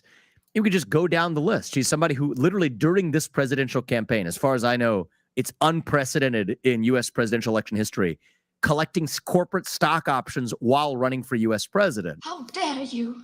And now she's a multimillionaire. And by the way, what I left out was at the time she left the UN, she and her family were drowning in debt. By the way, for somebody who's an accountant, that's a discussion for another day. But goes from being and wants to run the U.S. and says that she's the candidate who's going to fix our national debt problem. Comes out of government, drowning in personal debt, uses connections to start a military contracting firm without naming their clients, somebody who actually then joins the board of Boeing, the company whose back she scratched forever while governor of South Carolina, another military contractor, speaking fees, including with foreign actors, Hillary Clinton style, collecting stock options while running for U.S. president, all of that, then emerges, just like Joe Biden, a multimillionaire. Okay. One thing we have to keep in mind, though, as we are talking about this, is, yeah, right, it really was all his tax records. That's crazy. Wild. But while we're listening to him talk about Nikki Haley like this, let's not forget that if he is president, then there's going to be a lot of let's say, how do I want to put this? There's going to be a lot of military decisions that he's going to have to make that people aren't necessarily going to like. And this is part of that job. Is it an excuse? No. It's just something to acknowledge that when you are in these positions, that it's not the same as, if you're a barista at Starbucks and you make the wrong drink and you just make another one. It's a very, very different thing. These are not the people, whether it's Biden or Haley, these are not the people we should want deciding whether to send your kids to die fighting somebody else's war. It's disqualifying. At the very least, be transparent about it. And then you get to the question of the press. Where's the press asking the questions? Okay. What are the clients of Allied Defense LLC? I guess we got to look into that. But that's another aspect of this, is that if you are willing, if you have to be, the commander in chief by being the president, and you have to, some war comes around, and you got to. We want somebody in there who we know doesn't want to do it. What did he say at the beginning? That should be a requirement, that you don't want to do this, because the people who want to do this are not the right kinds of people to be doing this. Dereliction of your duty as the certainly conservative press to ask that basic question. Why shouldn't the American people know who are the clients of the military contracting firm that her fortune bumps up eightfold, becomes a multimillionaire, exploiting her connections at the time at the UN, now running to be commander-in-chief on a hawkish worldview, marching us into World War III? We deserve to know. And yet the same establishment that props up Ronna McDaniel as the chair of the RNC, the same establishment that hires the likes of Kristen Welker to run that debate, the same establishment that tried to prop up Ron DeSantis but realized that even reams of millions could not lift up that dead weight, so now has shifted to Nikki Haley, does not want other people like me asking that question, which is why they're so keen to silence me. And again, why the GOP establishment is terrified of Vivek Ramaswamy. Guys, I have a huge favor to ask you really, really quick. Just share this video. Share this video. I have been seeing the numbers go up, and it makes me just so warm inside. And I know we have a mission, and we are going to get there, but I can't do it alone. I need you guys. Word of mouth is the biggest way these channels grow. So share this everywhere. Use my name, the Indian Jesus, wherever you can. Whenever you're on somebody else's live, be like, oh my God, the Indian Jesus says something like that. Whatever you can do. Let's get this party popping. And that's why she called you scum. Oh yeah, and I think there's a lot of projection going on. Yeah, because you're hurt the projection. Y'all heard it right. Y'all heard it right. Just in case. Just in case you didn't. You scum. Oh, yeah, and I think there's a lot of projection going on. Yeah. A lot of projection going on. Projection. Because you hurt the wallet. You hurt the wallet, though. If you think about it, Vivek, that everybody on that stage was pro-war. And Pat made a point about a month ago when you see bloodthirsty. When you see a hospital, Vivek, all those rooms, they're in business. They need sick people to be in there. Yep. We need a war. And it's a conflict of interest. If you're a defense contracting, your whole family, her husband, Michael Haley, owns one. Would you become president of Vivek? Would you put legislation to not have that happen? All of this. Exactly. And so as Nick is saying here is that you have to be willing to use military force, but only when you have no other way. If this is just like how you operate, when you're a hammer, everything looks like a nail. Silly. Corruption should be banned. You should not be able to lobby the government for 10 years until after you've left the government. If you have regulated a company or done a deal with a company, as you do in South Carolina with Boeing, you absolutely should never be able to join the board of that company, certainly not for 10 or 20 years. Okay? You shouldn't be able to trade individual stocks with your own individual investment discretion if you're a congressman or a regulator of that Nancy specific Pelosi. industry. Yeah, or Nancy Pelosi. But here's the thing, man, because I have been very critical of the corrupt Democratic establishment, the Pelosi's, the Bidens, the Hillary Clintons of the world. But I can't do that with credibility if we have the same problem in our own house, but then you're not supposed to talk about it. Okay? That's another point where it's a great point, so I want you to hear it again. But listen to how, again, he doesn't stop and wait for applause or anything, but he punctuates his point. You know what his bottom line is. You know what he's trying to say here. Hillary Clinton, because I have been very critical of the corrupt Democratic establishment, the Pelosi's, the Bidens, the Hillary Clintons of the world. But I can't do that with credibility if we have the same problem in our own house, but then you're not supposed to talk about it. That is how you punctuate your point. That is something that Ron DeSantis simply does not know how to do. He did it in the debate as well. And that's a better forum for him. Say that 5 times fast. That's a better forum for him because there is a stopping point. There's a time limit. And so when he gets done saying the thing, then it moves on. It's like, yeah, I got a chance to think about what Ron said. But when he's just talking, when he's in long form, he just drones on and people, get lost. We have the same problem in our own house, but then you're not supposed to talk about it. Mm-hmm. Okay. And here's the thing that, the Republican Party claims to be the party that is against identity politics. Mm-hmm. I mean, there's an unspoken rule in the Republican Party that if you have 2 X chromosomes, you got to be careful about going after her. And I get that. I mean, the political consulting class tells me that as well in the first couple debates. Yeah, I've probably got the bad advice, but, she's been. You got to be nice to Nikki. This is exactly for any of the 2.5% of my audience that is females. This is exactly how you will be treated in the Discord server as a human being. As a human being. Now, I can't promise that somebody is not going to creep on you. But tell me about it and all. But I'm talking about in terms of how we have discussions. You're not going to get kid gloves because you're a girl. You're not going to get special treatment because you're a girl. What we have going on in Discord is a community that we are building for people to be able to get behind a message and push that message out.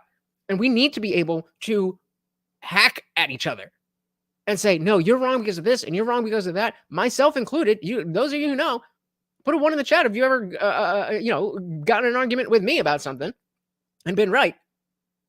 You guys have all done it. It's usually me because, I'm always right about everything. But, point being, exactly what this notion, even within the Republican Party, even with conservatives, this idea that, oh, well, she's a girl. Like, okay, I'm not going to say that if a girl punches you in the face, equal lefts, equal rights.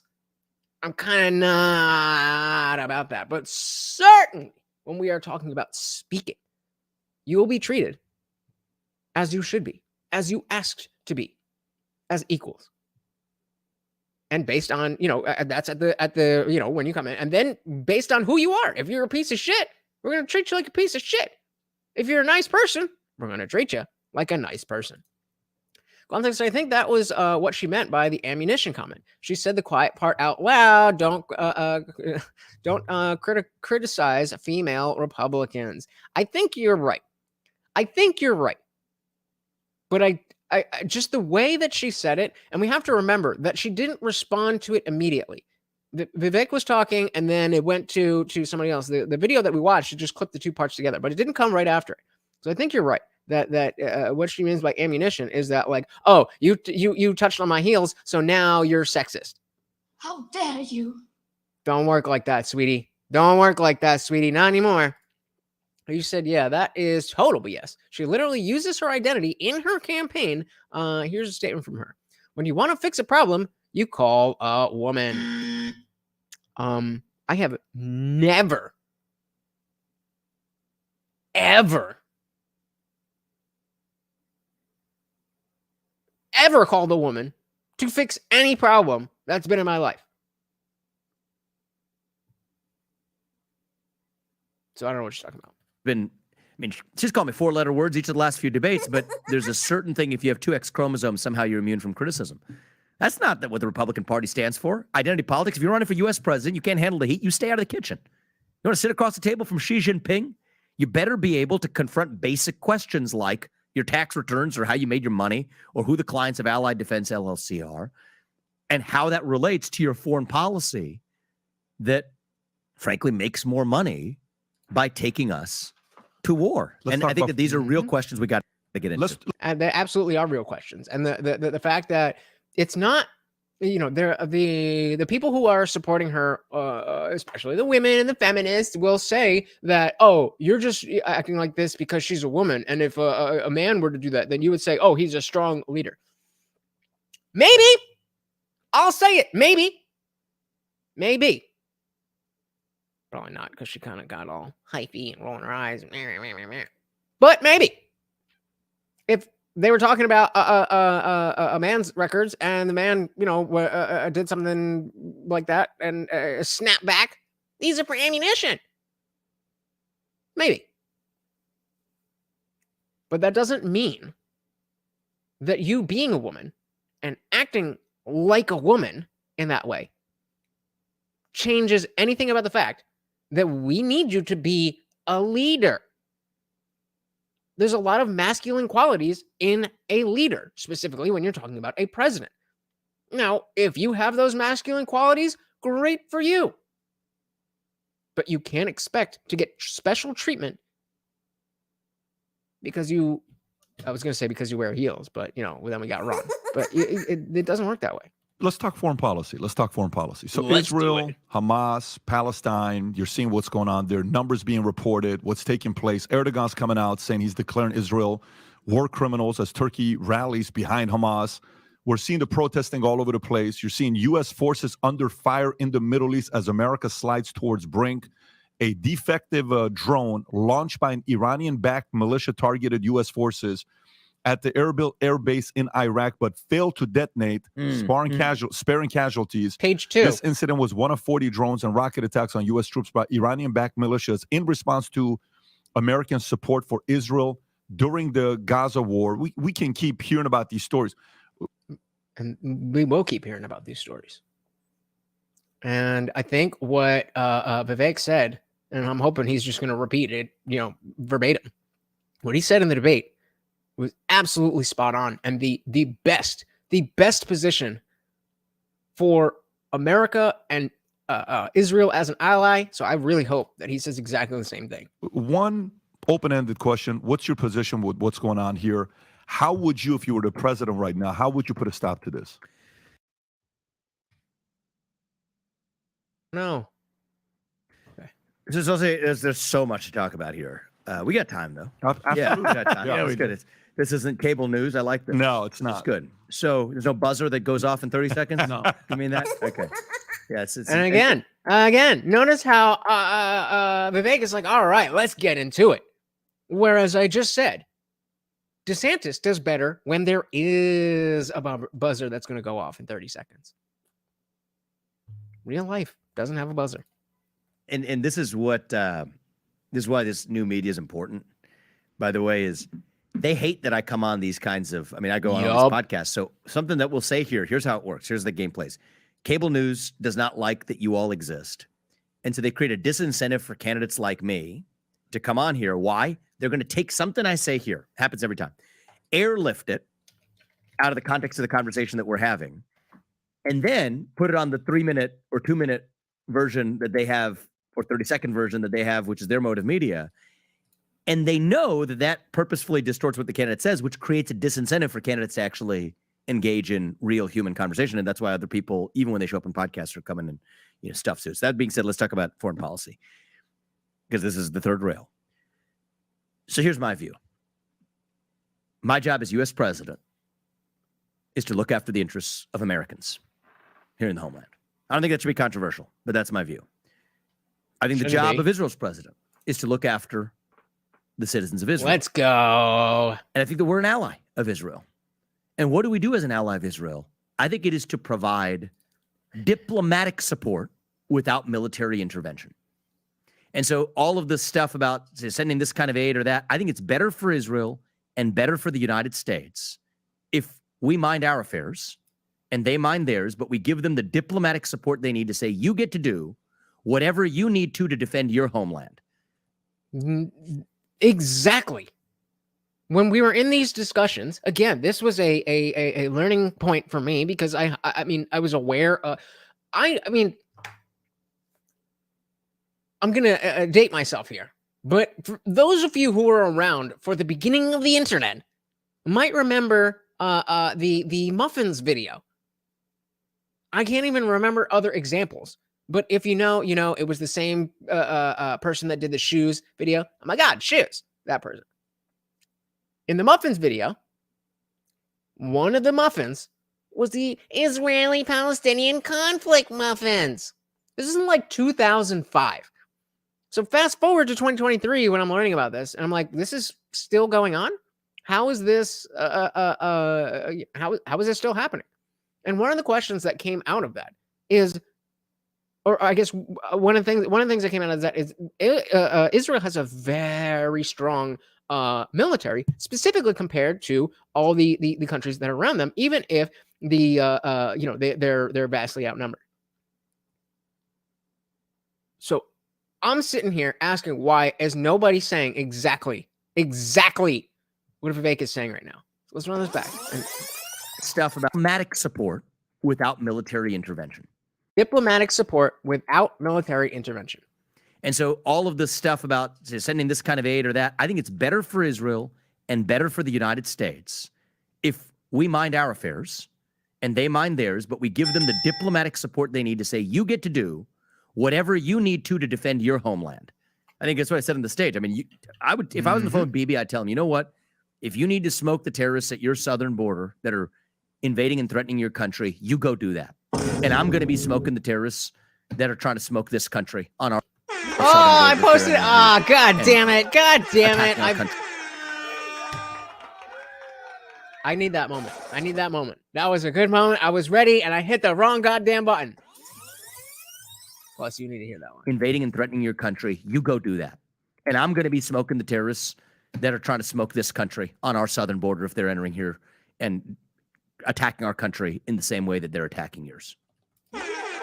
Let's go. That's what I want. All right. Okay. All right. We're back on track.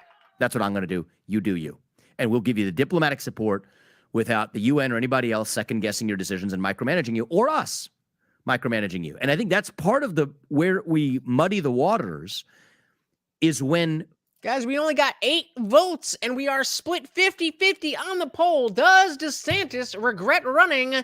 Get your vote in before it's too late. We give him some kind of check, but then we have to then become the backseat driver, the armchair quarterback, and then also have to assume and bear implicit responsibility for what does or doesn't happen. Bingo. I don't think that's good for the U.S., and I don't think that's good for Israel. I don't think that's good for anybody. So why is it what we've been doing for so long? And why has nobody said, maybe we do it a little bit different? Until Vivek. And actually, I want people to understand this. The founding vision of Israel, the George Washington figure in Israel was a guy by the name of David Ben-Gurion. He's the founder of Israel. The whole premise in the founding of Israel, he said basically words to this effect. He was an eloquent man, about 5 feet tall, but a big man, a mighty man. Let's go, Short Kings! What up? Let's go! Short Kings are the only true kings. Who said, we don't want to depend on the sympathies of the West or anybody else, or the United States or anybody else. I want a country where we will defend our own existence without depending on anybody else to do it. That was the premise of Israel. So I think that this whole idea, now as U.S. president, I think it's totally messed up that we're giving foreign aid to any country whose national debt per capita is less than ours. But from an even Israel perspective, that was the founding vision of Israel itself. So my view on here's what I would do is let Israel do whatever Israel needs to do to defend itself. My job as the U.S. is to look after American interests. We'll give them diplomatic support to be able to do that.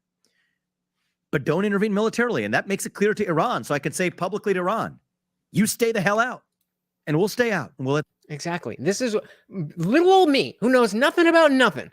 I'll come back to this one take. Who knows nothing about nothing, has to ask every little thing about, well, why did this happen, and then that happened, and then that happened. All I know is Israelis and Palestinians are fighting, and I don't know, Hamas, they both, I didn't know any of this. And yet still, I was able to say, well, why don't we all just be like, again, Israel, you do what you got to do. Fuck Hamas, fuck them up. If Iran comes into the picture, then as your ally, we'll help you. But Iran knows what we're capable of.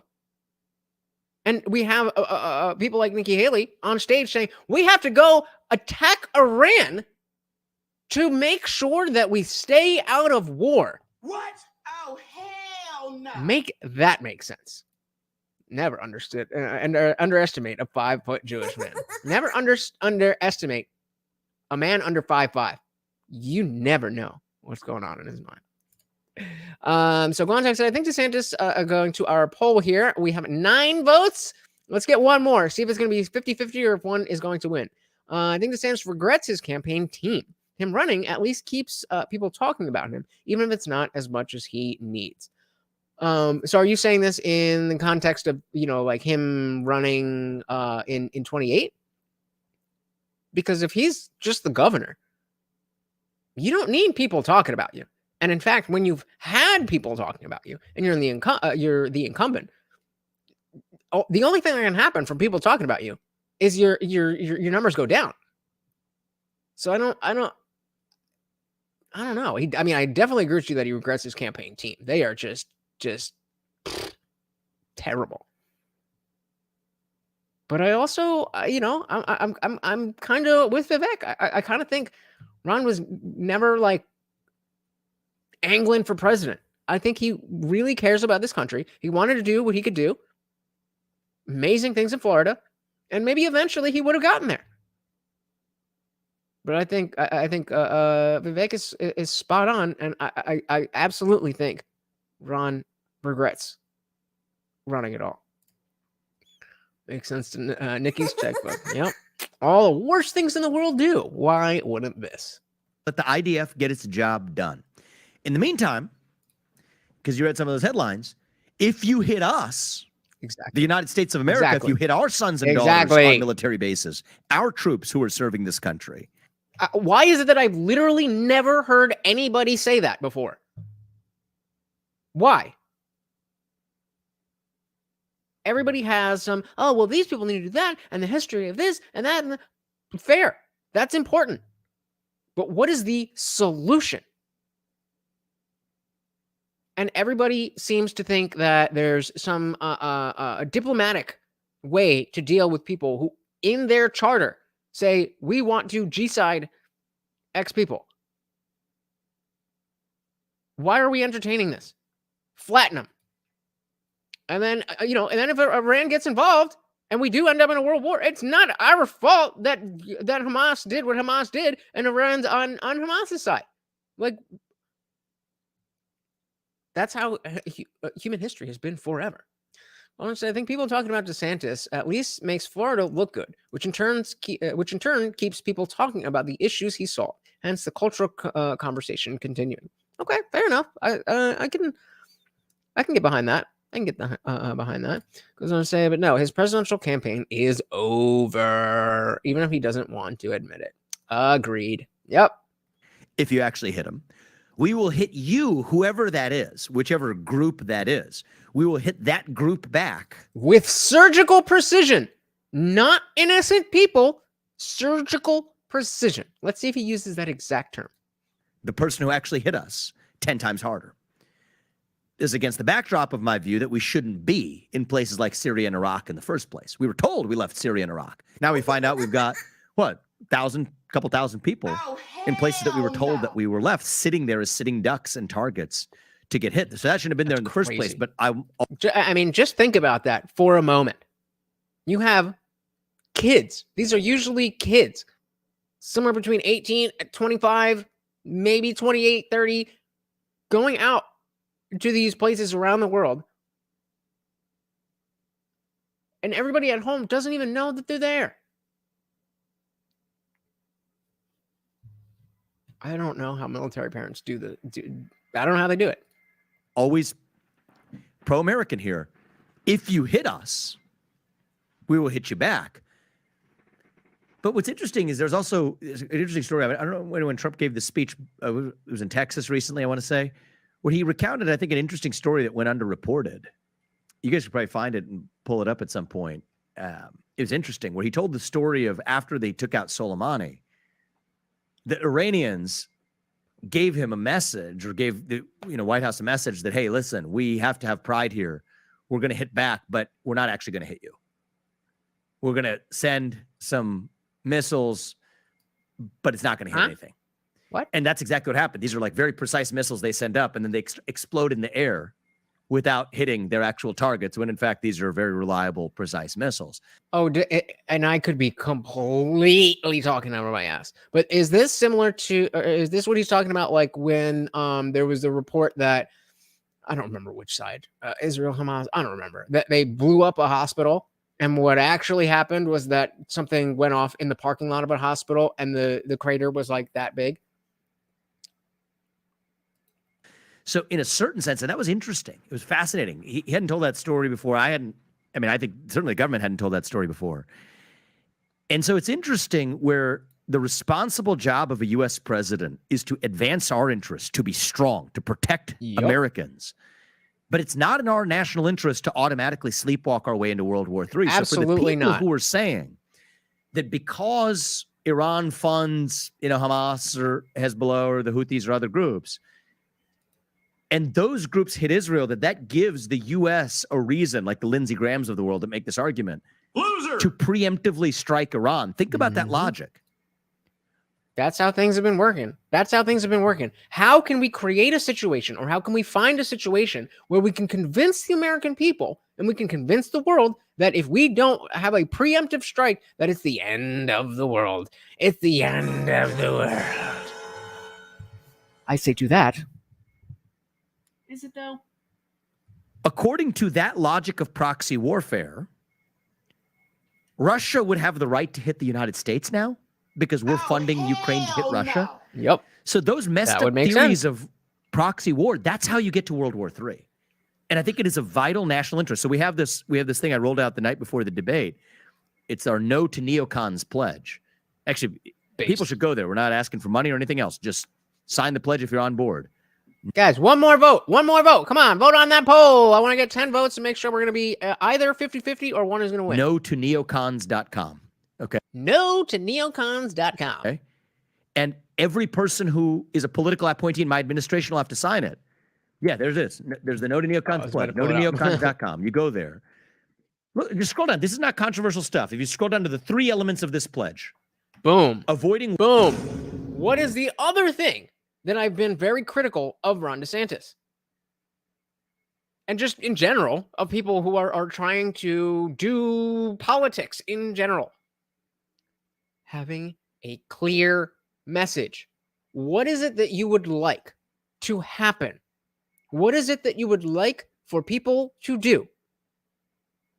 When we were at we were covering the VidCon panel with the lefties, Destiny and Vosh and whatever, Destiny brought up some movement that I can't remember, didn't hear about it at the time, but it sounded pretty reasonable in terms of left-wing stuff. And they had a charter with their website just like this, and they had 8 specific things that they wanted, but everybody made fun of it, and people like us never heard about it. And so it went away. Messaging is important. Being concise is important. And punctuating your message, whether that's when you're speaking about it or with something like this, it matters. World War III is a vital national objective. I mean, maybe Nikki Haley disagrees with me on that, but I think most people will agree with me on that. Yeah, I don't think Nikki Haley's trying to avoid that at all. War is never a preference, only a necessity. Yeah. Well, for those for whom war is a preference. Shout out to Nick, who said exactly that earlier. Where was it? Can I find it? I was a little bit earlier. Yes, you have to be willing to use military force, but only when you have no other way. And what is Vivek saying? War is never a preference, only a necessity. He just keeps on rolling 20s. Shout out to Ian. And definitely, guys, if you have not seen my interview with Ian Crossland, it was epic. Please definitely go check that out. From Karl Rove to, John Bolton to Lindsey Graham to Nikki Haley, they will disagree on that. War is never a preference, only a necessity. Okay, that's number 2.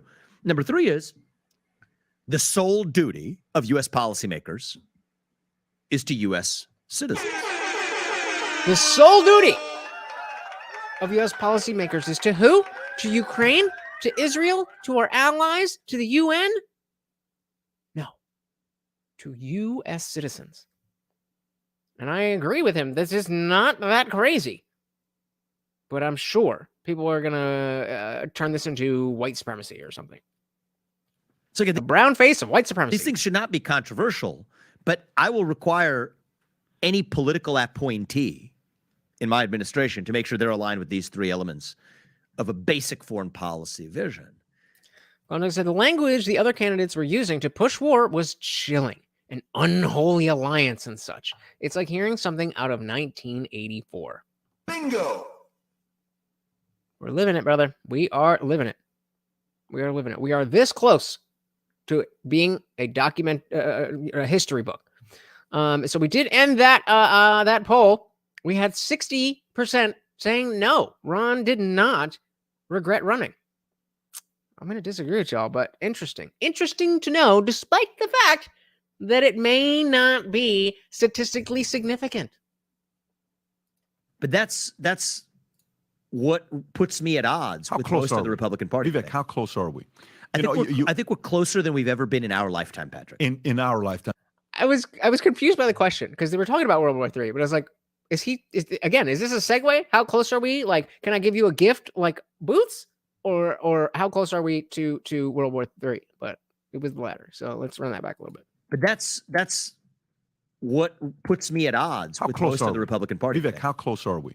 I think we're closer than we've ever been in our lifetime, Patrick. In our lifetime, in our lifetime. Okay. Yep. I got you. And so, you know, where you sit down and you ran a company, you're like, okay, we're negotiating with XYZ. We want the price to be this. If we push a little too much, they may walk away. We don't want them to walk. We want them to stick around. How far do we want to go? What's the risk we want to do? And you kind of making decisions. What could tip them off? What could cause them to do something? If you were to say, this could cause World War III, these three things could cause World War III, what would those things be?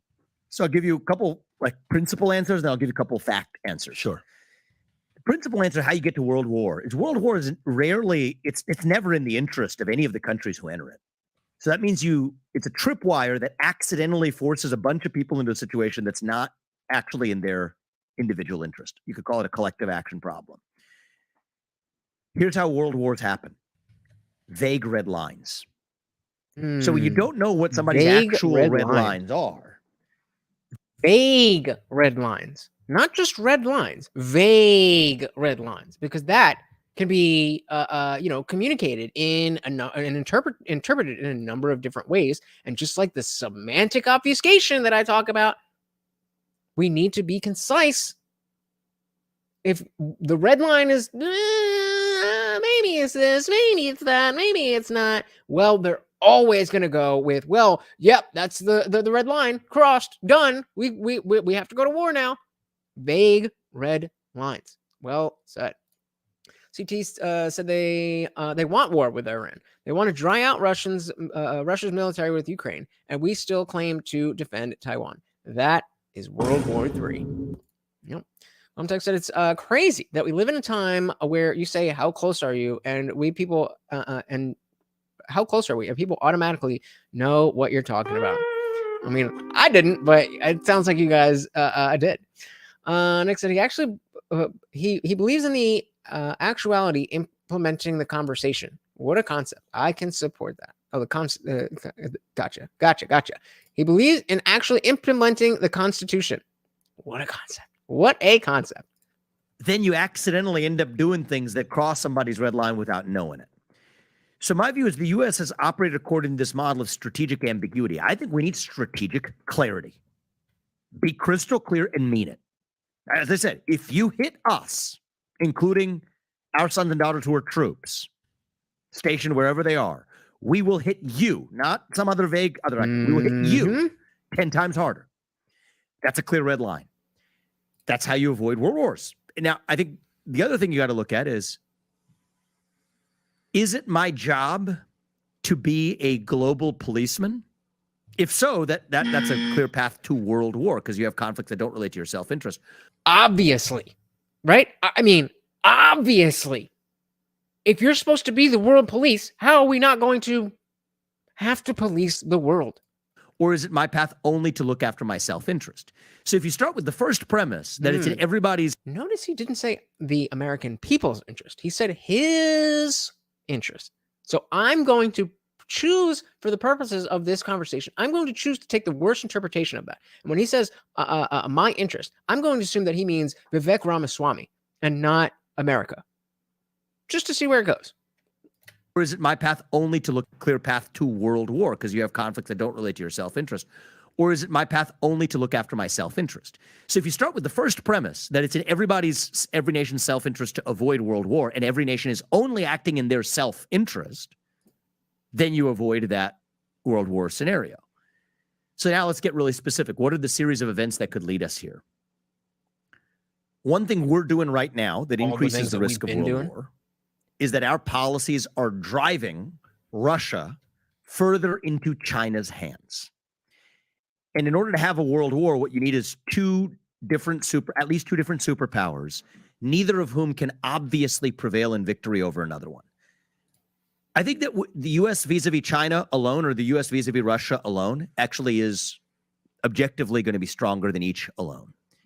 But if Russia and China are allied, as we're forcing them to be, and I'll explain. Oh no, are they coming? Is he going to say that where is it? Is he going to say the come on, it was right here. It was right here.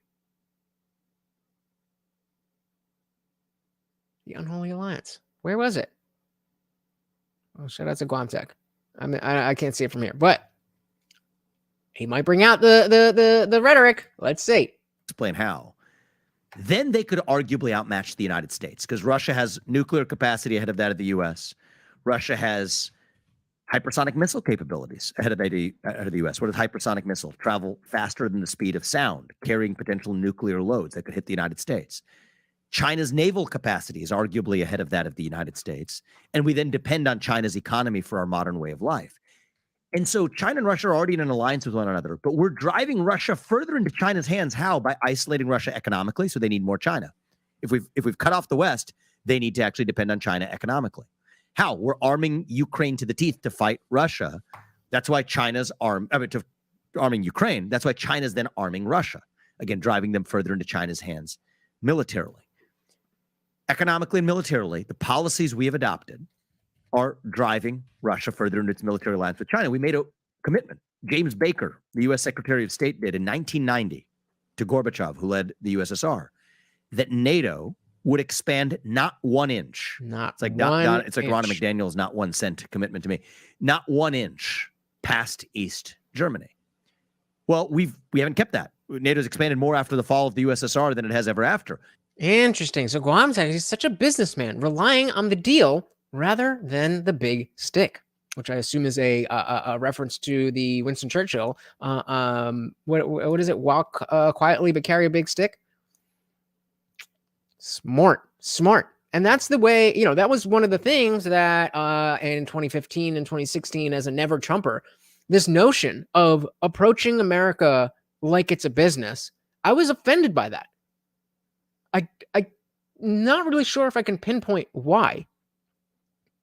But I just felt like I'm not a product. But at the end of the day, that's exactly what we are in the minds and the eyes of the people that we're appointing to. I got there eventually. Exactly. That's exactly what we are asking from the people that we want to put in charge, to take the emotions of whatever out of it and treat this objectively. What would you do to make this America thing do the best it can? I don't know why I was offended by that, but I was. Not anymore. Guamtech says to Nick, that's what I've said from the beginning of his campaign. He makes me proud to be an American because he wants America to be something to be proud of. Fuck yeah. That's what the hell I'm talking about. And it's that feeling. Remember going all the way back to when somebody asked me, to when I believe it was Lee, I apologize. I don't remember your name. You're not here anymore. Anyway, it was when Lee asked me what matters more in politics, policy or feelings. And so quickly I was like, obviously policy, but I was like, actually, it is feelings. There's no question about that. There's no question. Hey, shout out to Unwanted Foe still in back. The sponsorship spot. Let's see. Are you feeling better? No. I don't know. He's shaking. He's been shaking the whole time. It's not raining, but I got them all here for you guys. And of course, that makes you the new sponsor of the stream. Thank you, sir.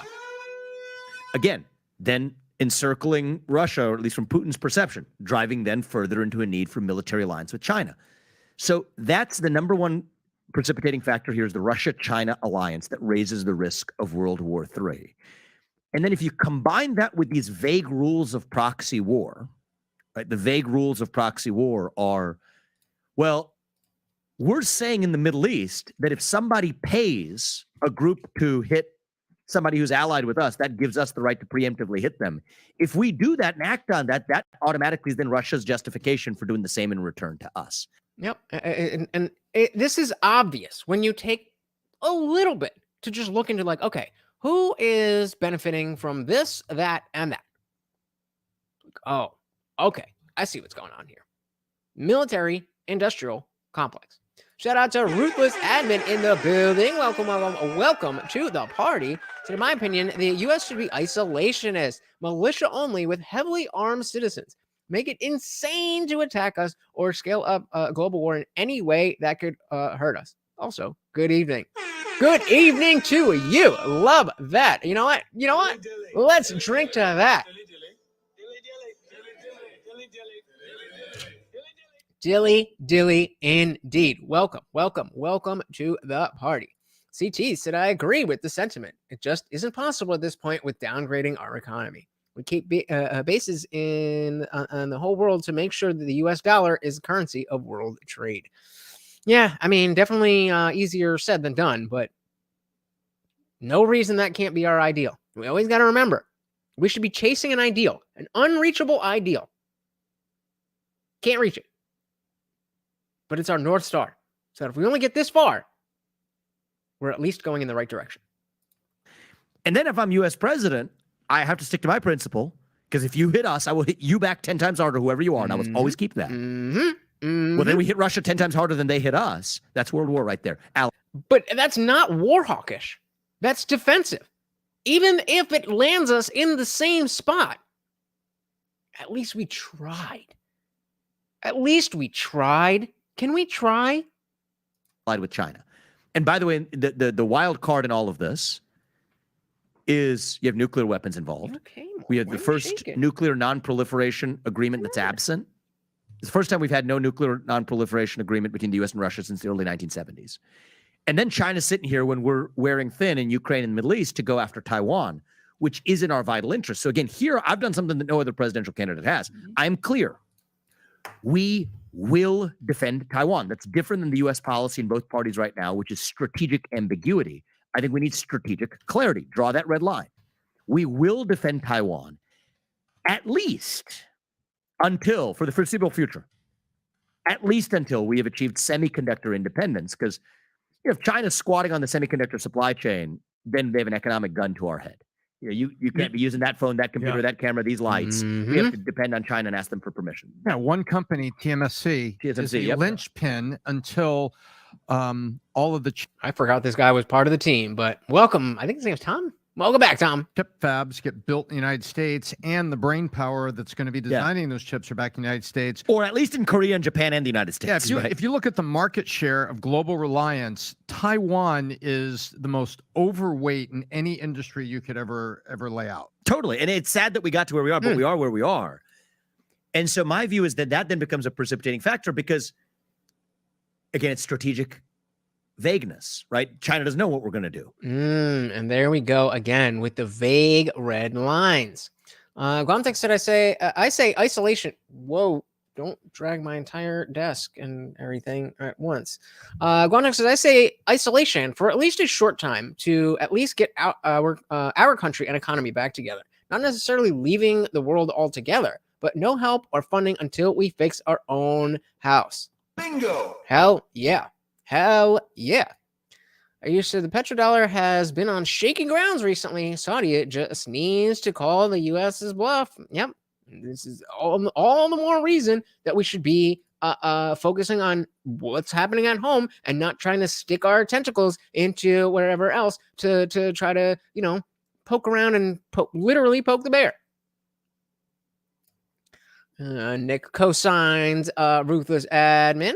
Wonderful said Taiwan over Israel any day. We lose utterly without Taiwan at the moment.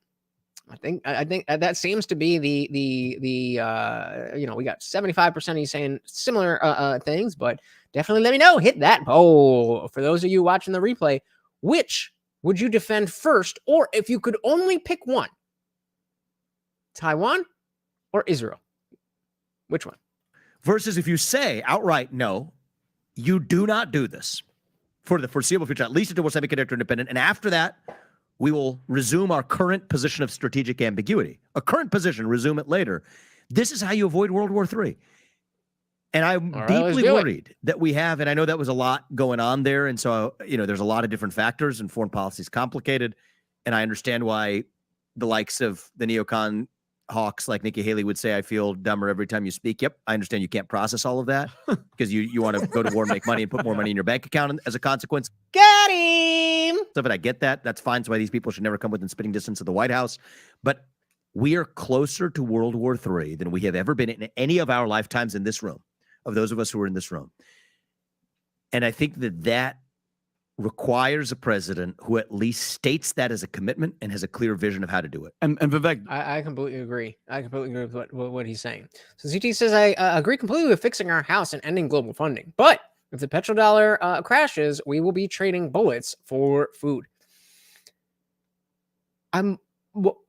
This is something I think we should get into in the after party, because I'm not saying you're wrong at all. I'm not saying that. I'm very curious as to what you like, how you see that playing out, because I don't know that it's such an A to B thing. I could certainly be convinced, but I don't know that it's like, that seems like that's what they want you to think kind of thing. And I don't know. I'm coming from a place of ignorance as to why it would be well, not ignorance as to why, like just saying F you to all of our allies would not be good. I'm not saying that, but at least moving in the direction of being more isolationist. I don't know. So let's definitely get into that in the after party. Funny that it's not funny, but you were talking right when you said China, Russia, and that alliance. Just 2 days ago, Putin met with the senior Chinese general, and they're hailing ties of growing military ties. Yep. That was just 2 days ago. And they're doing joint military exercises off the coast of Alaska. Right now, they're doing that. It's literally, this is people here in this country, we have been lulled into submission. So if everything I said isn't scary enough, let me just say. Putin meets senior Chinese general, hails growing military ties. One more thing to wake people up. World War III is scary, but I want to now put a fine point on this. This is not hyperbole. If Russia and China are in a military alliance with each other and we enter World War III, I want people to understand what that means. That means the United States of America, as we know it, could cease to exist. Okay, we're with two nuclear allied superpowers. I want people to understand this. It's not some vague idea, avoid World War III. No, like this country that we know, 250 years in, the greatest country, I believe, known to man. Facts. To secure freedom, to advance to allow human beings to achieve the maximum of their potential. That gift to human history that we have the blessing to live in today, that nation will be at a high likelihood of ceasing to exist if we enter World War III right now. Why do I say that? Because that same foreign policy establishment that led us to Iraq and Afghanistan and spend $7 trillion and kill tens of thousands of our sons and daughters fighting somebody else's war, which is a mistake. Facts. So a good stopping point. Guamsec's saying to CT, wouldn't having our own oil production kind of help that? To be honest, I really don't understand the petrodollar. So, okay, well, then I was going to, yeah. So CT says, yeah, totally. It is possible to go full isolationist. We just have to make everything. Food, fuel, medicine, tech, all in-house. Then it doesn't matter what our dollar buys, which is the core issue, because we don't make anything. At least not to a scale where being isolationist could be a goal as we are behaving now. That's why I'm saying, okay, like I'm not necessarily saying that exactly with huge populations as well. I'm not saying that we necessarily need to just like shell ourselves off and be completely isolated from the rest of the world. I'm just isolationist in taking care of our own first and being very cautious with money, ammunition, rhetoric that we send in any other direction. You know, we are this isn't the 1960s anymore. This isn't the same America that was, at the beginning of that age. You know, as we're coming out of that war, we're not the same country. We're not the same people. We don't have the same values, and we certainly don't have the same strength. And sure as shit, don't have the culture to maintain anything around the world. Like we're doing our best, yeah, but certainly we would be in a better position to help those allies if we could stop sending money everywhere else, focus on the issues that we have, so that I wouldn't even care if you're saying, okay, we need to make sure that Ukraine gets $50 billion every year, and so we are going to make sure that the opioid crisis is better addressed, that, you know, homelessness is going to, whatever the issues, all so that we can send all of this money elsewhere. Fine. Do it. Because we can always vote on what we're doing with money once shit's fixed. But there is no world where America survives if America doesn't survive. And I don't want that Dick Cheney ghost of the past to come retake over the Republican Party like they're trying to with the Nikki Haleys of the world who are doing it now. That same foreign policy establishment, as they were doing those things, failed to protect the borders of this country, failed on cyber defenses, completely missing, failed on, and I want people to understand this, with a country like Iran could hit us with a super EMP, an electromagnetic pulse attack. What does that mean? It takes out our electric grid in a matter of days. And you could have millions of Americans impoverished instantly if our electric grid is taken out. You could have tens of millions of Americans impoverished instantly if our entire electric grid is taken out. And I completely agree with Ayush here that, you know, the U.S. manufacturing is non-existent. It's non-existent. There's small companies, there's some companies, there's some things, but in terms of, you know, upholding an economy, it's just not there. It's just not there. So maybe that's what, you know, instead of talking about isolationism and foreign wars and stuff in order to keep our money at home, maybe people who have the position that I have should start talking about how to fix the issues that more directly, that wouldn't that would make it less of an issue when we're giving money away. I don't know. It's a half-baked plan. I'm coming back to it. Space-based defenses. Russia and China both have space-based offensive capabilities. We have neither meaningful space-based offensive or defensive capabilities when it comes to space-based nuclear capabilities. Remember when everybody, including myself, made fun of Trump for the Space Force? I did that. So cyber, super EMP, space, border, missile defenses, all missing. So our homeland is as vulnerable as we have been in a long time. Russia has actually been accumulating nuclear weapons at a much faster pace, way faster pace than the United States. Hypersonic missiles that beat old, outdated missile defense systems.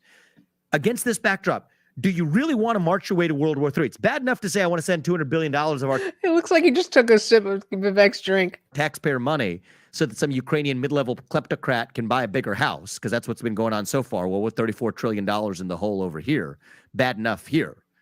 And that's all bad enough. But that's not even the biggest risk here. Biggest risk is at a moment where we're bankrupt, where we have no industrial capacity in the United States, and the foundation of war is absolutely economics, and we have the economic backbone not to fight this war right now from an industrial capacity standpoint. But our own homeland is as porous and vulnerable as it is. And so there's a reason why younger people do not like the idea of going to war, right? The young people who are disaffected from politics, you want to pay attention right now? Have you guys seen? Oh my God! Have you guys seen the TikTok trend of Zoomers talking about the draft and how they're like, "Oh, you don't want to draft me. I need like my air conditioning and Wi-Fi and it's obviously a whole thing. I'm not gonna, but it's funny. It's funny that Zoomers really, really don't understand. Like, no, drafts are real, and you can't cry your way out of it. You can go to jail. But, it sounds like Ukraine getting my bullets, ma. Exactly. You said the U.S. can learn from India here. They're literally challenging China with Make in India campaigns. Even Apple diversified its production to India. Tesla to follow soon. China is getting uncomfortable. Let's do it. I am down. Now, okay, so you're saying learn from their challenge. So yeah. I was had to process for a second. Like, wait, are we saying make in India or just India's making in India? Got it. I'm right with you. It's going to be a gun over your shoulder while you're sitting in some trench, dying in a World War III, at worst even somebody else's war that gets us there along the way. If you put the people in charge in either party. Right. It used to be that we would have one party on one side and one party on the other side of this issue. Yeah, right. So CG says 6 months headline, China invades India. Yeah, but guess what? They are not gonna invade the US. Too many guns. I don't have one, but I know y'all do. Ruthless Admin said, good point about drafts. You can go to jail. Maybe that's why the government seems so happy to empty the prisons these days. Send the hardened criminals to war and replace them with snowflakes. I'm not mad at it. In fact, I'm going to drink to that. Let's drink to that. That is a comment of the night. Dilly. Context says it almost makes you not want Zoomers to be drafted. Those softies will literally be the reason we lose the war. That's why Ruthless Admin's got us. He's got it all figured out. Issue. Now this is another factor domestically that could increase the risk of World War III. Oh, God. It's not like you have a Democrat party that's against a pro-war Republican party or a pro-American interest Republican party that's against wars that the Democrat party's pushing. We also live in a moment now where even as we're having this election and tug of war between two parties and, who's going to defeat Joe Biden and Ron McDaniel talking about defeating Joe Biden to deflect from her own failures as a leader here, it's all a deflection because both parties agree on the pro-war agenda right now. Must be fun at parties, CT. We obviously understand nobody wants to get drafted. It's the attitude with which they think, like in Vietnam, I don't think that even if they had a TikTok, they'd be like, oh, no, not happening here. It was more of like, I'm scared because this is a reality. Like, I don't think the people posting these videos, like it's tongue in cheek, but also it's not. I don't think these kids are really able to fathom. I don't think I am able to fathom the notion that I would just, without any choice, be picked to go fight in a war.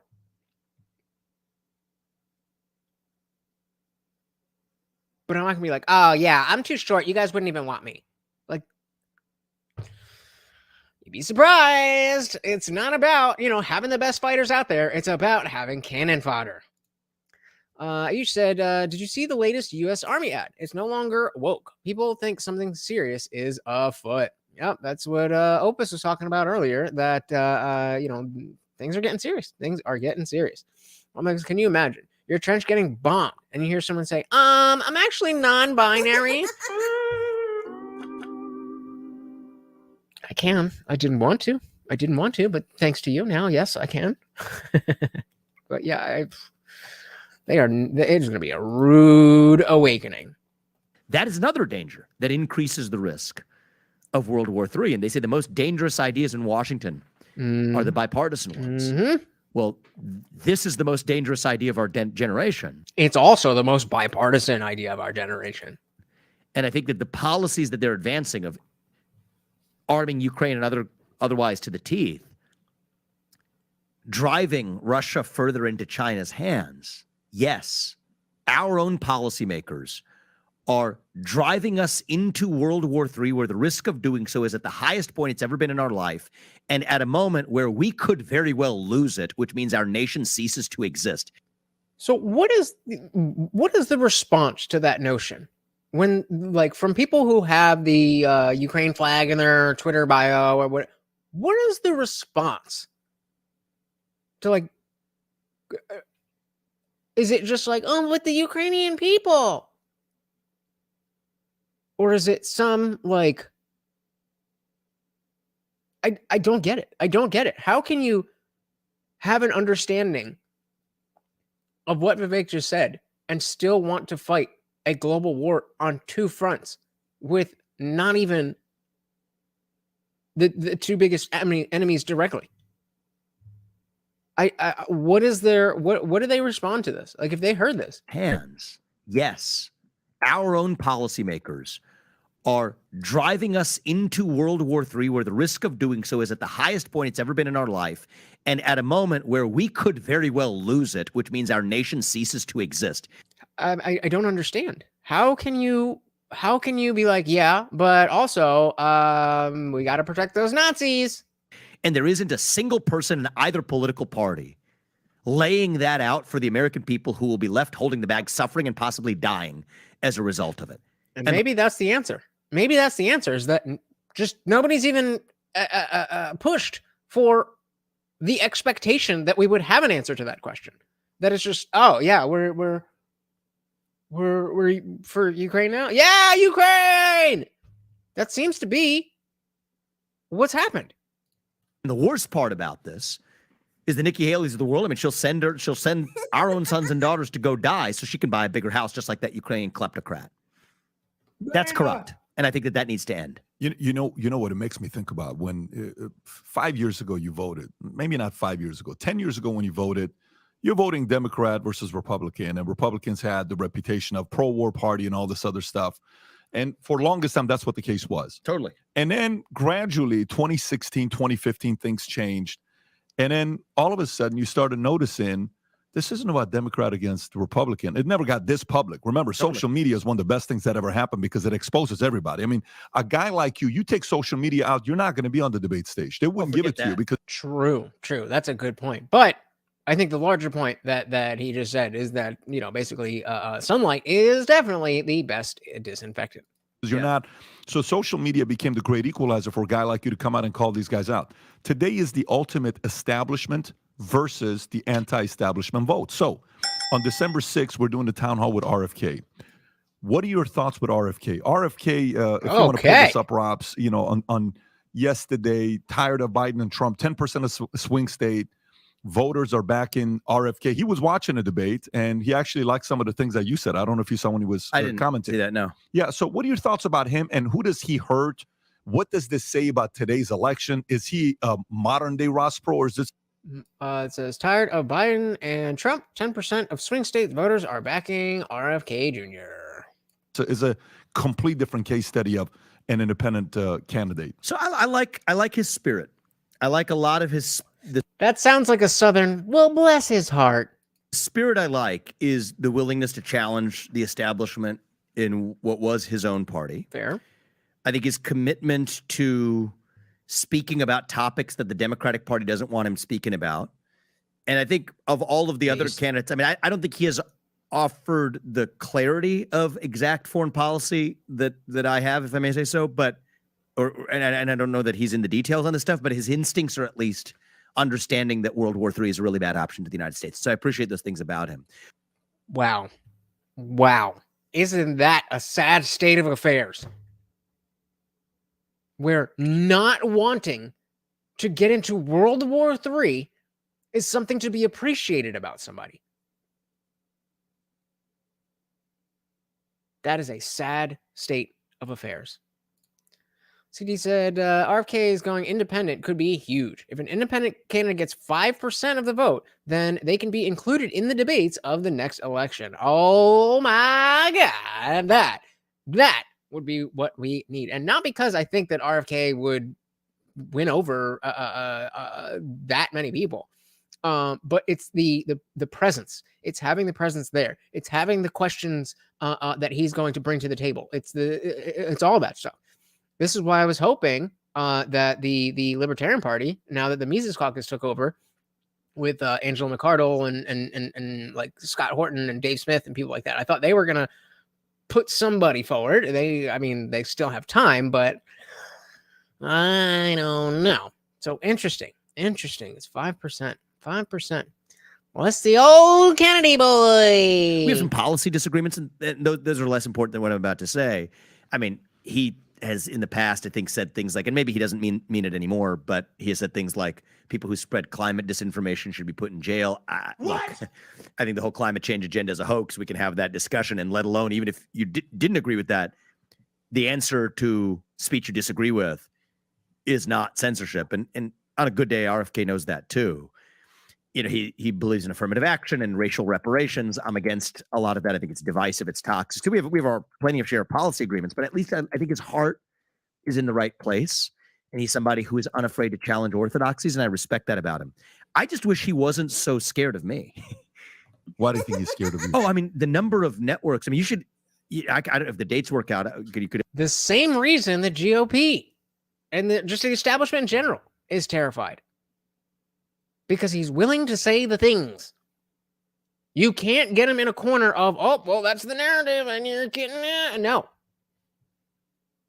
And especially, you know, it's a real bummer that RFK's voice is such a huge aspect of his campaign. It sucks, but it really is hard to listen to him. And so if the two of them were to debate, then it would be merely what what policies, what are the words that he's bringing to the debate, and how does that change it? Because he's, again, unfortunately, I don't think it's right, but people are going to be like, blah, blah, blah, blah. I can't listen to that guy. But when he presents a question that maybe most people weren't listening to, and then Vivek has to respond, then that's a moment. That's a moment. I actually offer him the same thing. I mean, I can't tell you the number of podcast networks, et cetera, that have said, hey, would you have an open discussion with RFK? And I said, absolutely, I would do it. And every time he backs out of it. And I think that, I think that if somebody sees the way that I'm going after other Republican candidates on the debate stage, I actually that would not be my treatment of RFK. I think we would have, in a different format, more of a conversation like you and I are having. Interesting. And I think that was because of the things that I was just talking about. And if they were to debate each other, that I don't see any way that Vivek would come out of that looking worse than going in. I don't see how that could be possible. And because the other thing is, though, that so I'm going to ask you guys, who do you think he's going to pull more from, the right or the left? So I think that I could understand why if somebody's building their brand, they don't want the anti-establishment sheen to wear off if you're getting, called out. But my goal wouldn't be to call him out on this stuff. We have some disagreements, but let's have I think he's probably the one person in American politics, and I actually put in some sense Donald Trump in this category too, but that's about it. Okay, so we have the poll. Will RFK pull more votes from Democrats or from Republicans? Would it pull more votes from Republicans or from Democrats? Republicans are still thinking conversation between Vivek, RFK, and Tulsi would break the internet. That shit would be fire. I would definitely cover that. Who you can actually end up having a conversation that's unscripted, and you could actually be much more mutually respectful about your disagreements. Right, because I mean, think about how, with the time limit and the nature of the sound bites, and the fact that 78% of you, what was it? Most of you didn't even watch the debate. And so it's all about the sound bites. It's all about, 76% of you said you didn't watch the debates. And so that forum is specifically for getting the sound bites that will then find its way to Twitter and whatever, which again, not always how it was, because we obviously didn't always have Twitter. We didn't always have social media. But a long form discussion is a different context, and specifically how I was talking about Ron DeSantis before, where he does well in that formal debate format, because he has his time and he has to shove everything in there, and then he has to stop, which he doesn't know how to do. Interesting. I don't know. All right, where are we?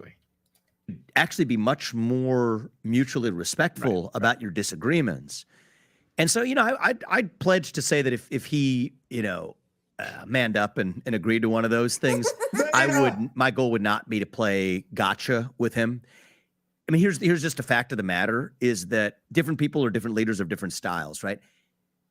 I can't speak for him, but he's not in the details, right? In terms of domestic policy or foreign policy or the how. I'm a CEO by nature. I don't know. I'm not exactly sure what that means. I think he's talking about having his finger on the pulse, but I'm not sure.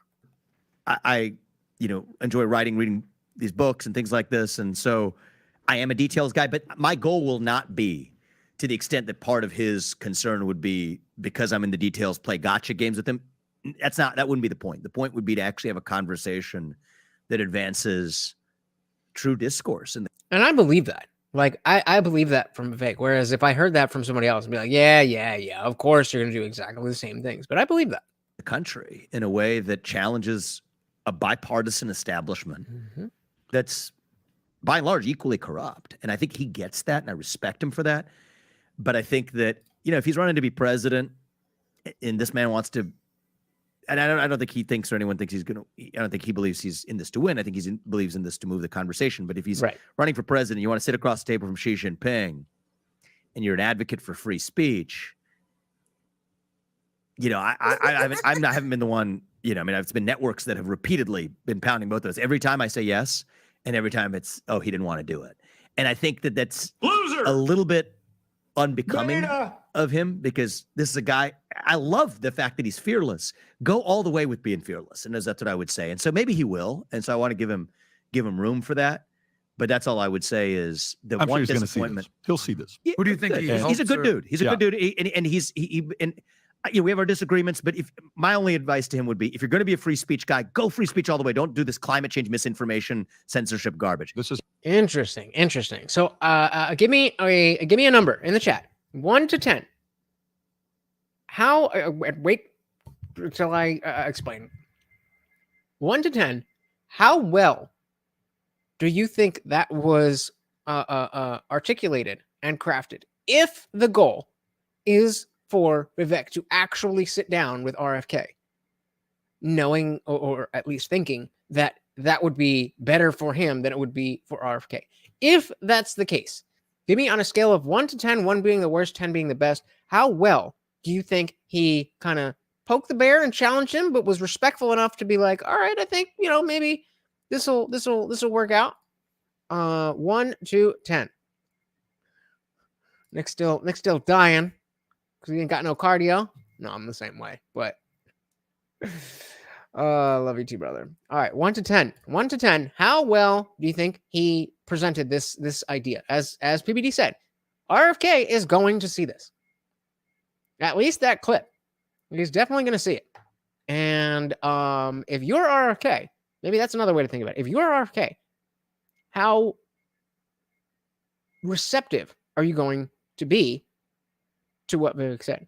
Hey, we got Sonia Renee in the building. Welcome to the party. It says 10 out of 10. Guamtech, 10 out of 10. I mean, I don't know if it's perfect, but certainly beautifully crafted. A little bit adversarial, calling him out, to saying he's got to grow some balls, but really laying on, look, I just want to have a conversation. And doing that in such a way that feels authentic. Like I said, if I heard other the other candidates saying that, I wouldn't believe it. But Vivek, he's different. If you want to practice free speech, give credit where credit is due. Vivek makes some good points on Ukraine. Glad to see some of his awareness of the Republican Party. Who do you think he helps or hurts? That's a little bit of an. So let's see. Right now, we have only 8 votes. Guys, we got 12 people here and only 8 votes. Will RFK pull more votes from the Dems or the Republicans? Right now, the Democrats are ahead, 62%. It's a little bit of a light touch understatement there, because I think the good points on Ukraine is we got to go deep into the details, and it's not just on Ukraine but broader foreign policy. But he's a thoughtful guy, and so I think a lot of good would come out of an open conversation. But I just think if you're running for U.S. president, this applies to me, applies to everybody. Hold me to the standard. Call me out if I'm not doing this at some point too, right? That's another thing, that when people are giving like moral prescriptions, here's what you should do. If they make the carve out, and be like, with me as well, because all the other candidates, they're not willing to get the type of pushback that normal average people would give them. They're fine with the MSNBC, pre-approved whatever. But being authentic is a very different thing for them. You said 5, mild poke, although no debate happening between them two. I'll believe it when I see it. So that's why, I mean, that's if you want it. So, but what, only 5? I feel like that was, I don't know. I feel like that was pretty strong. I think 10 is a little bit too high. Just to say that it was perfect, I don't know if it was perfect, but I'd give it an 8.5, 8, 9, 9, somewhere around there. I think that was masterfully done. Right.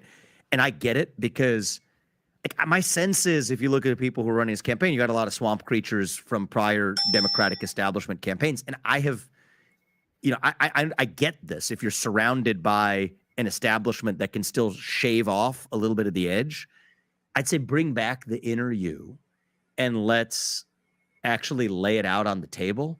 And so, yeah, if you talk to him, I would just, my encouraging, the thing I would do, and I've talked to him a couple times this campaign, I think that, he's doing a lot of important things. You guys have spoken? Yeah, we've spoken a few times. Yeah. Yeah. And I told him the same thing when I talked to him too, is this is why Vivek being VP would be, I mean, I can't even put it into words. The difference between him having a political career and not having a political career is whether or not he accepts the hopeful invitation to be the vice president to Trump. He's not going to win. He's too much of a real person, or at least pretends to be too well. They are not going to let him in. But if he's already the VP, then that's a much stronger position to be running from in 28. I would be very surprised if he didn't. I'd be very surprised if he didn't take the VP spot, because he seems so knowledgeable and passionate about fixing this country. And so if it's really just as simple as, well, I want to be the guy. Well, why? Why do you want to be the guy if what you really want is to help and you're not the guy? You can take your ball and go home, or are you going to do what you can? I don't know. I feel like he would be open to that. Because I have a feeling Vic would be more open and conversational than RFK. They've been moments I've seen RFK a bit candid in some podcasts, still way more open than most politicians. Definitely. He's in that category of like the outside, despite being a Kennedy. He's an outsider because of his policies. And you can see when he puts himself in positions to go out on a limb for ideas that are not going to be accepted, but he believes in them. And so when we see that kind of stuff, and we realize that we don't see it, from the likes of Joe Biden and AOC or whatever, then it's like, oh yeah, those people they're supposed to be working for us, aren't they? I just said, if you'd call him out on Israel, on his Israel hawkish policy, I would have given a higher rating. They're pretty much the same in other matters. But remember, the question is from you being RFK. If Vivek calls out you on your Israel hawkish policy, well, now that's a platform for him to, make his isolationist, we need to care about America, blah, blah, blah, blah. So that would make it less likely that RFK would feel like, oh, okay, yeah, this is going to be a good thing for me. Because before the debate, he's already coming at me. So I completely disagree. If this is what I think, if he had called him out on that, that would have been a lower rating for sure. You have to be very careful because in politics, nothing matters more than people's feelings. Practice what you preach when it comes to free speech. And free speech is about a culture and an example that you set for the country. Barry Goldwater, I think, was it him and JFK, whoever it was? I mean, they talked about potentially flying around the country on the same plane, do Lincoln Douglas style debates. I mean, that doesn't happen in this country anymore. And I think there's an opportunity to set a good example, but you got to man up. And there's some risk involved in every conversation you have. But you got to take that on in a way that advances the interests of the country. And if you want to sit across the table from Xi Jinping or whoever else, I think you got to show the people you're fit enough to sit across the table from somebody who has different opinions than you and may have different knowledge base than you. And that's a good thing. Unlike Nikki Haley, am I right? Hey! Sorry, it's been too long. Since you went after her. If both people are approaching it, I think if there's a leaders bulletin in who has agreed to face off anybody the most, anybody opposing, supporting anybody, you're number one, okay, in that. Yep. I think number two would be RFK, and then it's just everybody else is going to become. I give DeSantis credit for being here. Haley didn't want to be here. We invited Nikki Haley. She didn't want to come and talk on a podcast and do a long form. I don't know if she's done any long form. That is pathetic. Loser. It's 2023. You can't have a 2-hour conversation about being the leader of the free world? You're pathetic.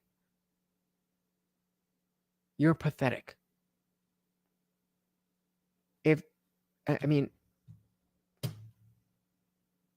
everybody else in the world can be on a podcast and everybody else in the world is on a podcast somewhere and you can't, then what does that say about you? And I mean, I get that it's not ideal for you, but that's what we need to see. We want to see you in uncomfortable positions. We want to see how you act when it matters, when the lights are on, when you're live, when the war is raging, whatever the situation is.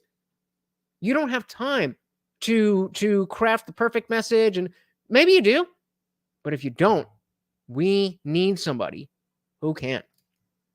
Nick says because he's a Kennedy, that he's an outsider. Interesting. Unfinished business to some. Very, very true. Thank you for the like, Sonia. Very much appreciated. Guamzak said Haley just wants to throw shoes or whatever. Something like that, right? Podcast herself. It's all going to be pre-vetted, pre-scripted. I'm sure there'll be a lot of rules. You have to send the questions in advance. And by the way, to give credit to DeSantis, nothing was off table. They just said, "Hey, ask the questions." I do give credit because fair enough.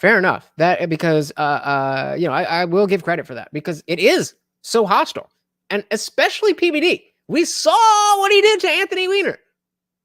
He went hard. We saw what he did to DeSantis. Drop them boots right on the goddamn table. So coming in without, I expect it from Vivek, but for DeSantis to go in and be like, "Hey, let's just talk." That's a little bit, but respect. Yeah. Especially for a guy like him, where he's not naturally comfortable doing that, or at least wasn't. I would say still isn't. You know, you got to give credit where credit's due. I agree with that. Yeah. You've mentioned Xi multiple times. I'm not sure if you saw the breaking news that Biden is planning on meeting him in San Francisco in the coming weeks. Obviously, this is the most consequential relationship in the world. You've talked about what's going on with China.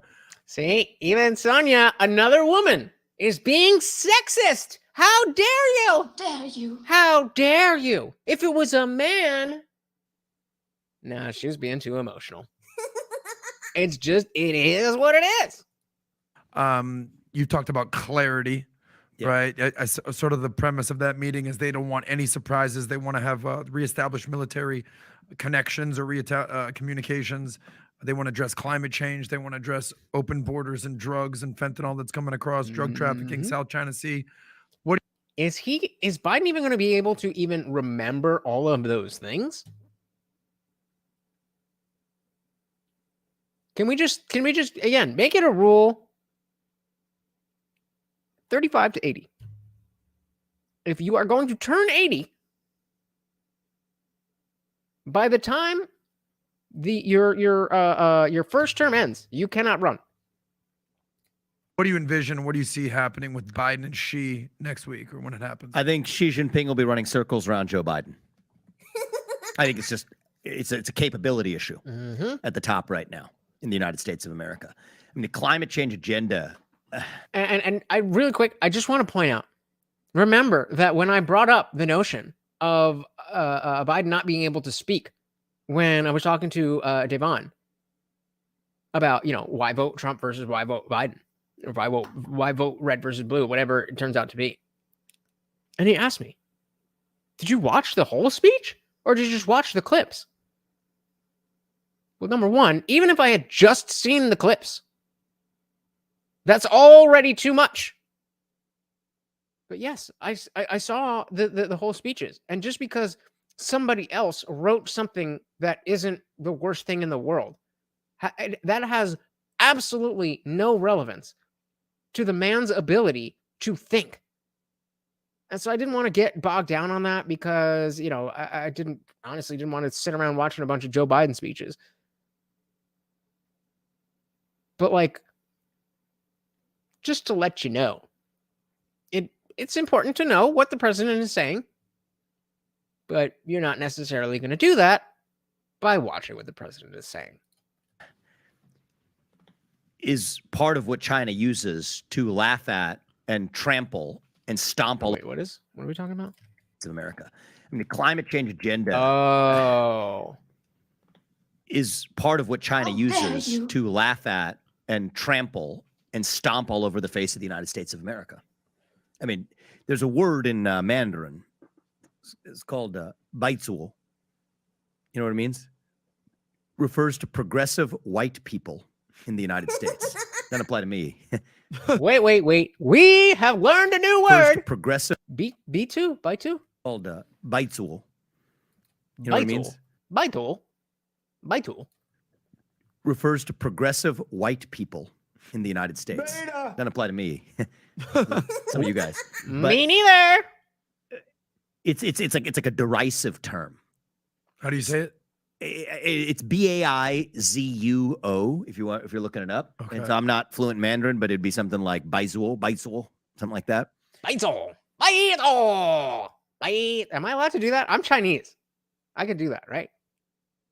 I will just do a little bit.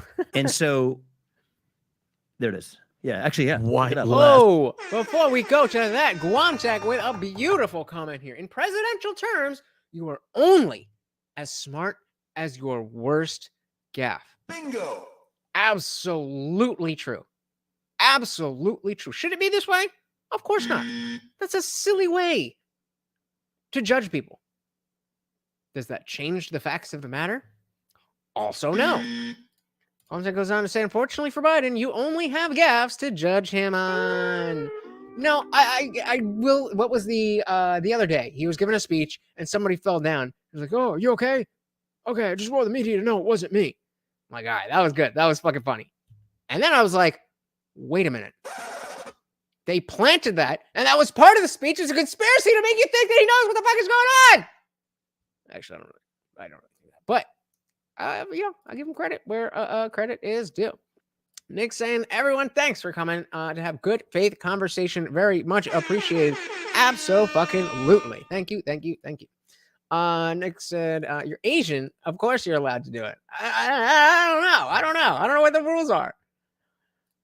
Exactly. It's the world we live in. I don't know what I'm As a derogatory Chinese neologism. Western leftism. Okay, where are we? Baijiu. Baijiu. Western. Okay. I think it's actually very specific to white in particular. It says what? Gotta be such a baizu. Yep. Yeah, Baizu. No, I don't think so. No. Guys, please. Okay, I want to talk to you for a second. Please. Can we make Baizu an inside joke on this channel? We don't have enough inside jokes, and that's fucking perfect. Fucking Baizu. Beta. I need to get a sound. Baizu. They're referring to the kind of people who support Beta. Biden, actually. Yeah. So, and to some extent, Biden falls into this category. So the climate change agenda, the idea of throwing climate change in that, this is the useful idiot. Yeah. It There turned he useful is in idiot. Russia. Right? Because Yep, there's they're it's entomology. the modern version of the useful idiot. Idiotic Yeah. liberals, right there, second line. Yes. So it is. It's the communist useful idiot Yes, from the 1950s. exactly.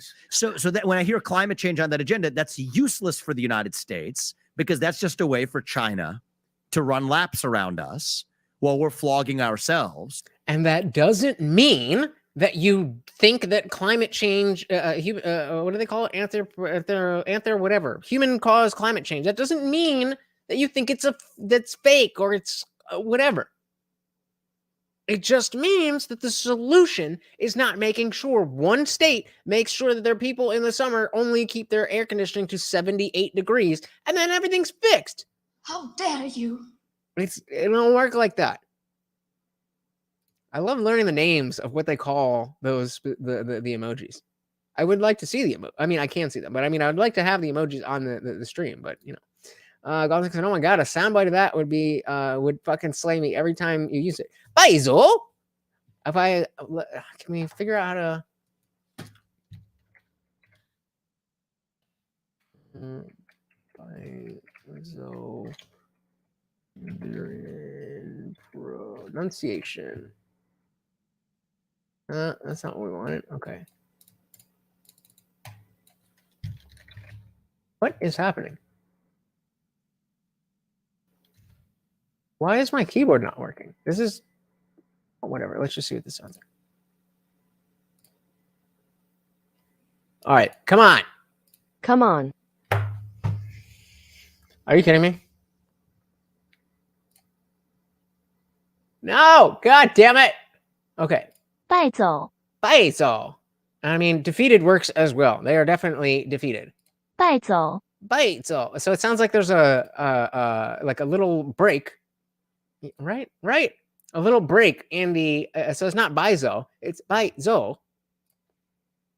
败走 And it's almost like a T sound. Baizo. 败走 Baizo. 败走 Yep. Literally, white left is derogatory China. Okay. Everybody listen. Last time. Ready? Last time. 败走 败走 Baizo. That is our new word. You fucking Baizo. And, I think that that's kind of what they've done on some of these issues of race and human rights. I mean, a couple of years ago, what was Xi Jinping saying? Baizo. Black Lives Matter shows the United States is no better when he's questioned about putting 1 million religious minorities, Uyghurs in concentration camps and subjecting them to forced sterilization and communist indoctrination and worse. So I think that because of that self-hatred that exists in the That's the dab, right? They call it an elbow cough. I'm a little old for that. I don't remember. I don't know how to do it right, but I got you. United States today, particularly on the left, China understands the useful idiot, the Baizuo, to be able to exploit that psychological insecurity back against us. And because Biden is so obsessed with self-flogging the United States for our modern way of life and our sins Such a Baizo. of systemic racism and everything else, dating back to the apologist agenda that the modern progressive left embraces, Fucking that Baizo. puts China at a competitive advantage in any discussion that looks like the one they're about to have. My discussion with Xi Jinping will be different. Yeah. You I want to know unleash- what that would look like. Yeah. Yeah, that's what I was trying to look at because the Asian languages, they have like the semitones. So it's like saying zo and zo and zuo. Like those would always be, yeah, like 5. But I mean, if you know, bites all. You unleashed hell on the world with the COVID-19 pandemic. And up, We know it was bites all. a lab leak. You lied about it. The only question is, was it intentional? Mm-hmm. The only question. Damn it. I was going to try not laugh. I couldn't keep a straight face. If you don't tell me now and we find out separately, there's going to be even bigger consequences than there are already going to be. We know it was intentional because, well, here's what it's going to be. Financial consequences of the highest order. Using every financial lever we have available. That's a scary sentence.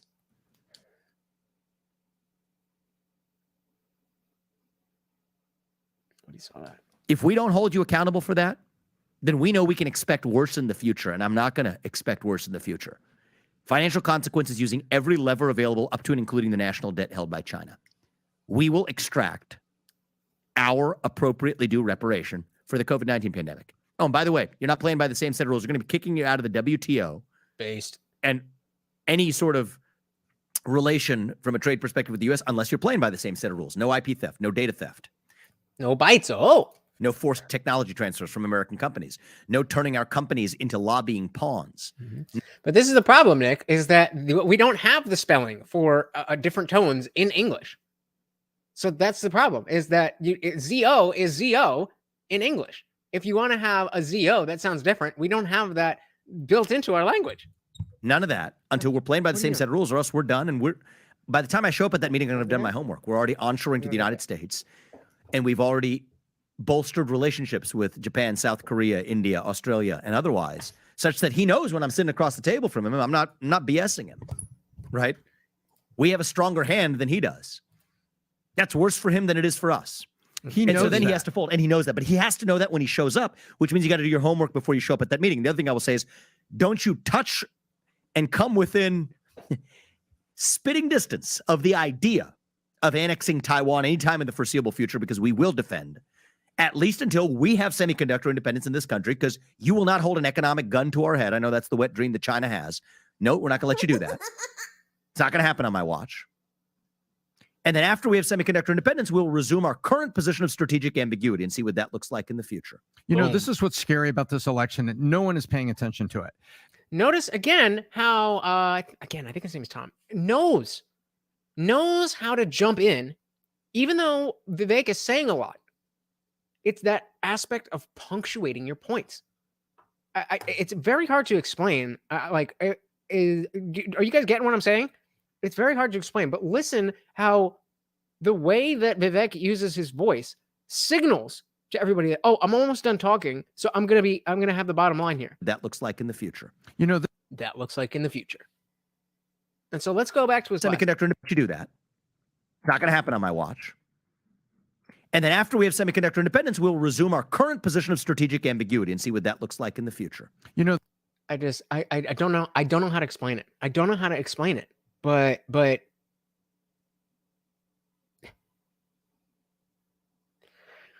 I mean, them shits ain't cheap, but I'll do it for y'all. Well, somebody said it goes up. Guantac said it had an upswing, and now he's going so a deeper tone, and then that's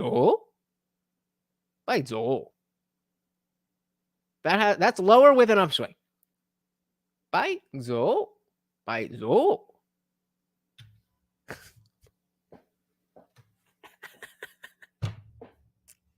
Dilly dilly. Dilly dilly. Dilly dilly. Dilly dilly. Dilly dilly. Dilly dilly. Dilly dilly. Baizo. So this is what's scary about this election, that no one is paying attention to it, because, and what you left out, I know you didn't leave it out, you just didn't list it there, which is also tie your damn currency to trade and float with the international currency markets. Yep, you guys were talking about the petrodollar before. This is exactly what they're talking about. Unfortunately, it probably is going to oh.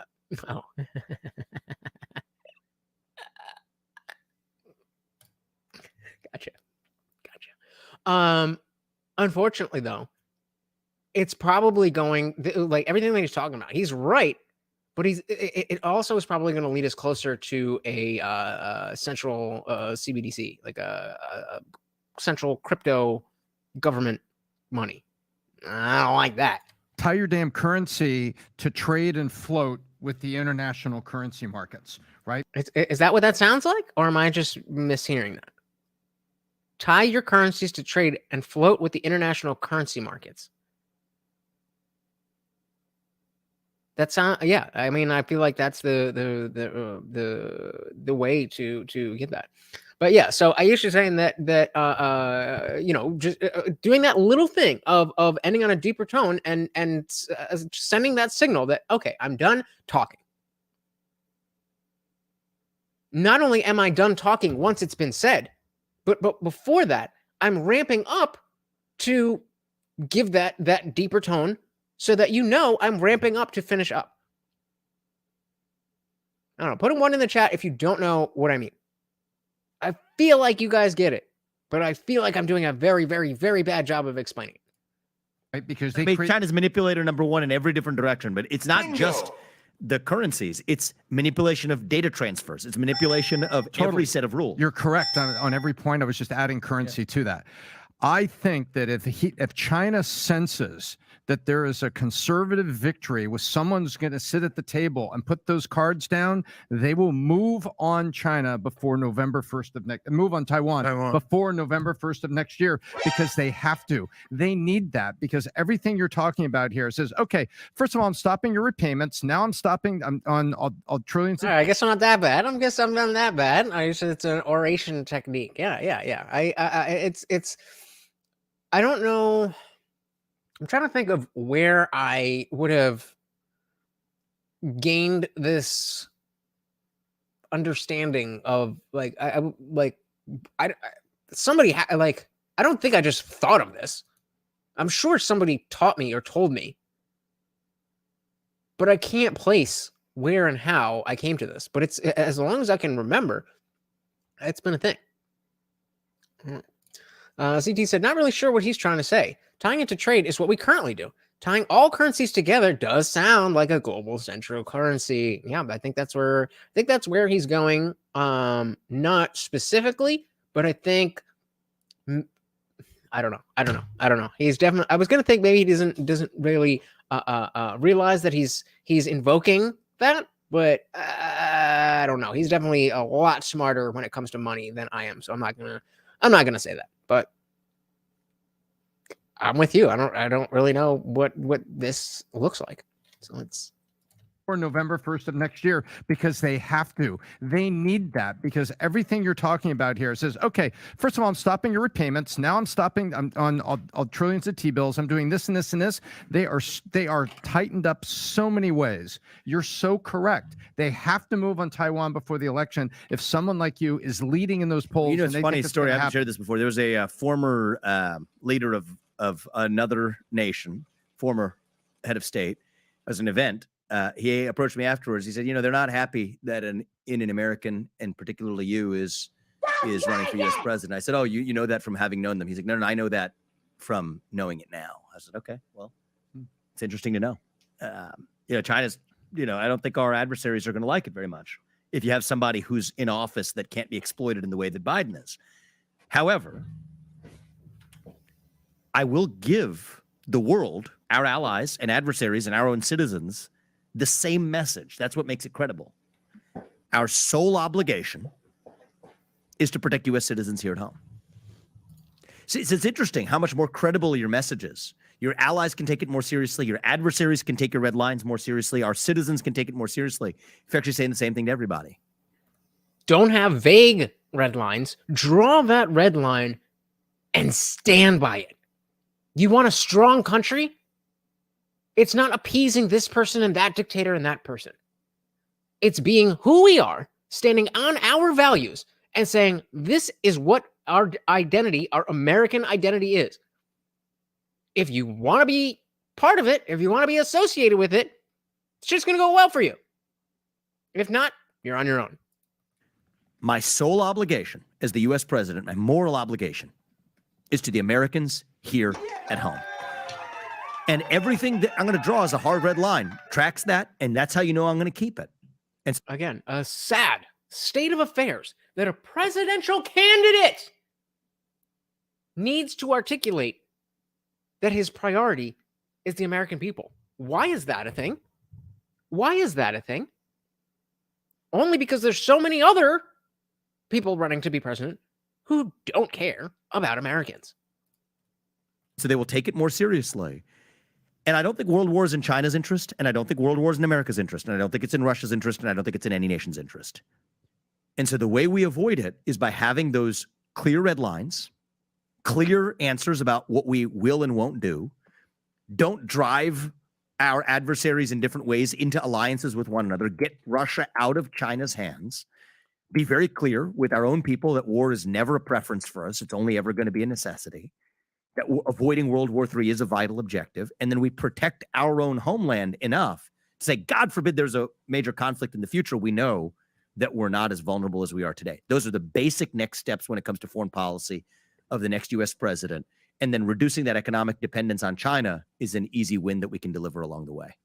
There you go. I mean, that is how you deliver plans. We're so used to not hearing what exactly is it that you'd like to do here. Then Vivek sits down and he's like, oh, well, I'm happy to tell you. Yush, what are you talking about with the link not getting active? Is that what are we talking about? It's about serving, U.S. citizens first. And one of the ways that we need to be served right now is energy. We see fluctuations in prices. We've also seen the green lobby pushing EVs, electric vehicles, cars. Yep. And someone like Gavin Newsom puts these artificial percent by this date out there in the future, and he's not thinking about his own power grid. The California power grid is taxed right now to get through a hot summer. Y'all can't even deal with fucking air conditioning? And you want everybody to rely on the electric grid for travel? Oh, hell no. I genuinely do not even know how to respond to that. And they're arcing and lighting up birds and causing their own wildfires because they don't have the infrastructure. Lighting up birds? Did I... Nick, are they talking about birds, or is this some California something? Grid. The California power grid is taxed right now to get through a hot summer, and they're arcing and lighting up birds and causing their own wildfires. What is... Okay, we're not talking about a bird, right? What is he talking about? Because they don't have the infrastructure. You have been correct, in my view, correctly talking about nuclear energy, and I'd like you to elaborate on it. Yep, let's go. If California meets that they are selling 35%, EVs in the next 5 years, they don't have the grid to plug them all in to charge them so people can get to work the next morning. Wait, really? So like, I don't know if anybody's joking. Oh, you can't send, you can't post links in the YouTube chat. Just head over to Discord. The free chat channel is open to anybody. I believe Nick just dropped the link. You can drop whatever you like, and of course we have 24-hour conversations in there. And of course, if you'd like to sign up for the channel membership on YouTube, you can hit that join button. Should be right around there, and you get access to the full server, including the after party coming after every Monday, Wednesday, Friday stream. What's okay? Can I copy? Let's see. What the hell did that just do? A 6-minute video? Is that what I'm looking for? Nope.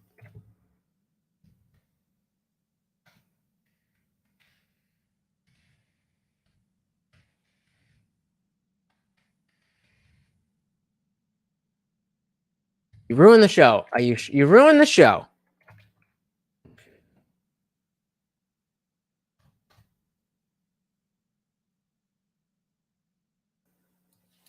This is what I got. Send it in Discord. But nuclear energy offers that. And when people hear nuclear, they fear Chernobyl, they fear 3 Mile Island, that know their history books. But 5th and 6th generation nuclear power is much different. You've been clear on this, but it didn't come up in the debate. Can you Yeah, it elaborate? didn't come in the debate because the other candidate. Wait. We're talking about actual birds, the animals flying and getting having so much power that they land on the power lines and burst into flames and then go into the. That cannot be what we're talking about. There's no possible way we are talking about California being so fucked up that birds spontaneously combust and start wildfires.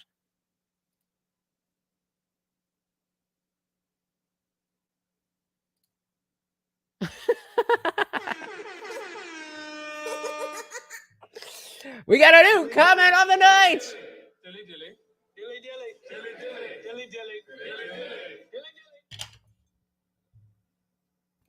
Dilly. God damn, that was funny.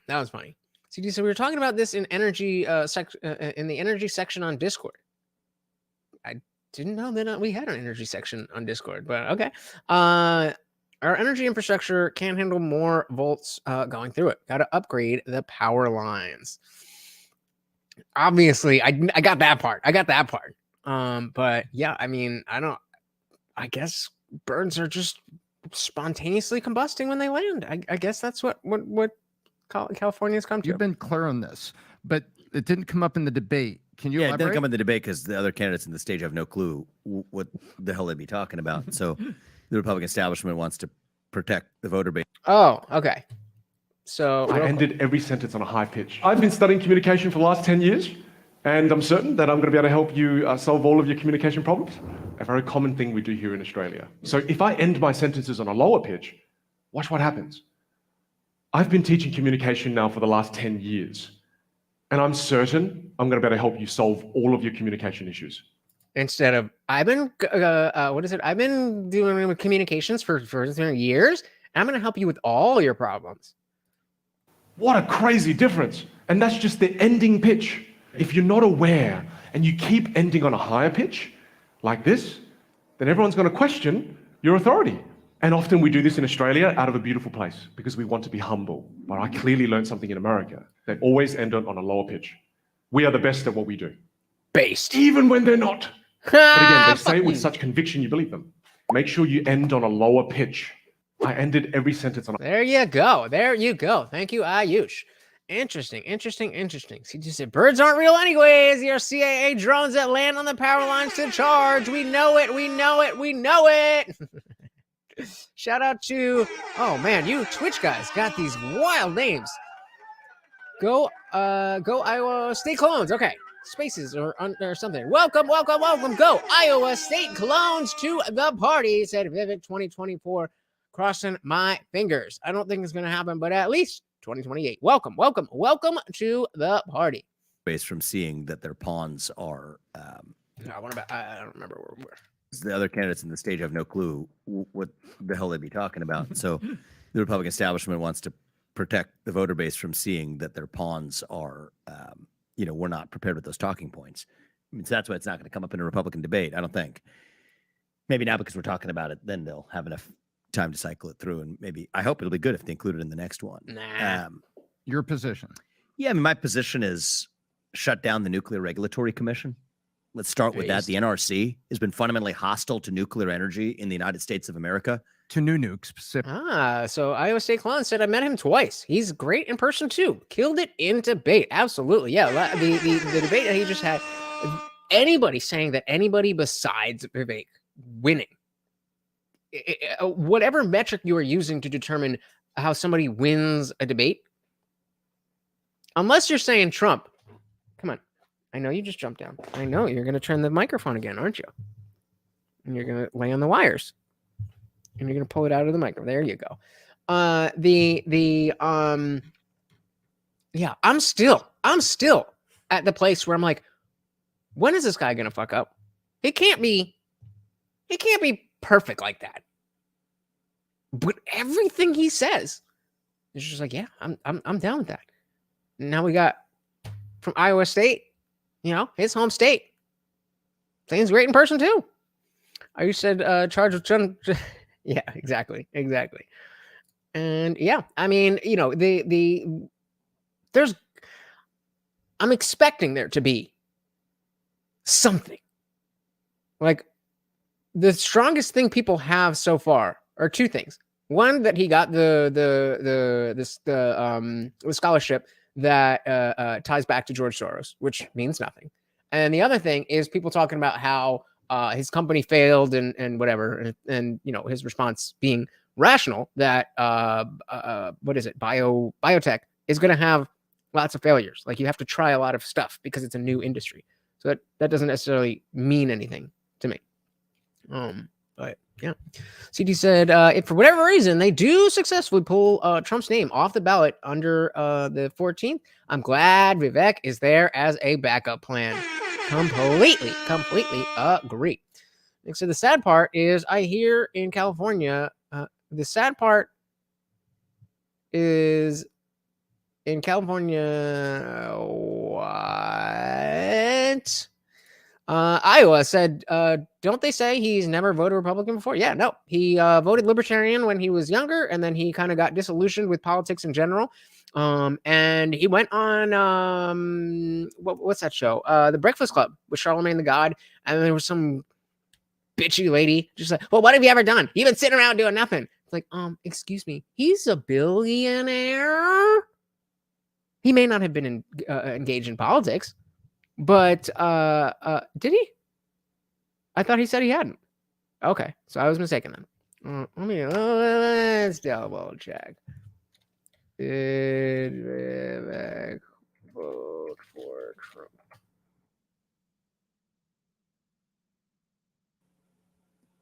CNN said 2 false claims. No, all right. Well, I'll just take your guys' word for it. So okay, yeah, he voted for Trump before that, but you know, yeah, he was sitting around just making the world a better place, providing jobs for people and all that stuff, you know. CT said Vivek's equity fund targeted anti-DEI businesses. Let's go. Iowa State said, I want a president from my generation so bad. I'm going to assume that means you're a millennial. Then hell yeah. We were talking before about how we're so sick of everyone being in charge, being from 2 generations away. Entire fields of the world have changed or been created since you've been in office. Yet somehow, you know better than me? Like, I'm just some schmuck. But I still know this shit better than you. There's definitely people out there who deserve their spot.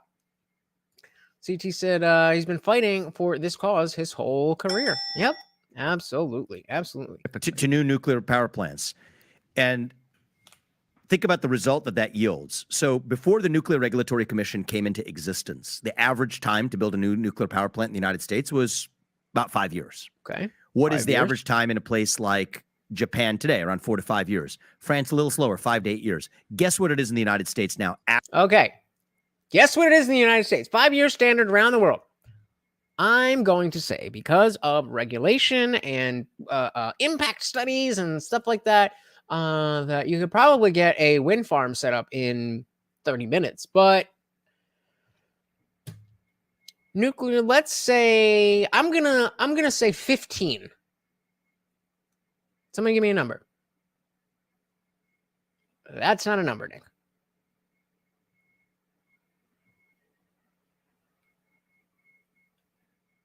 Nobody's gonna give me a number. This is why I do polls, guys. Okay, fair enough. Group, me and Ayush are waiting for you. It's just a number. Shut.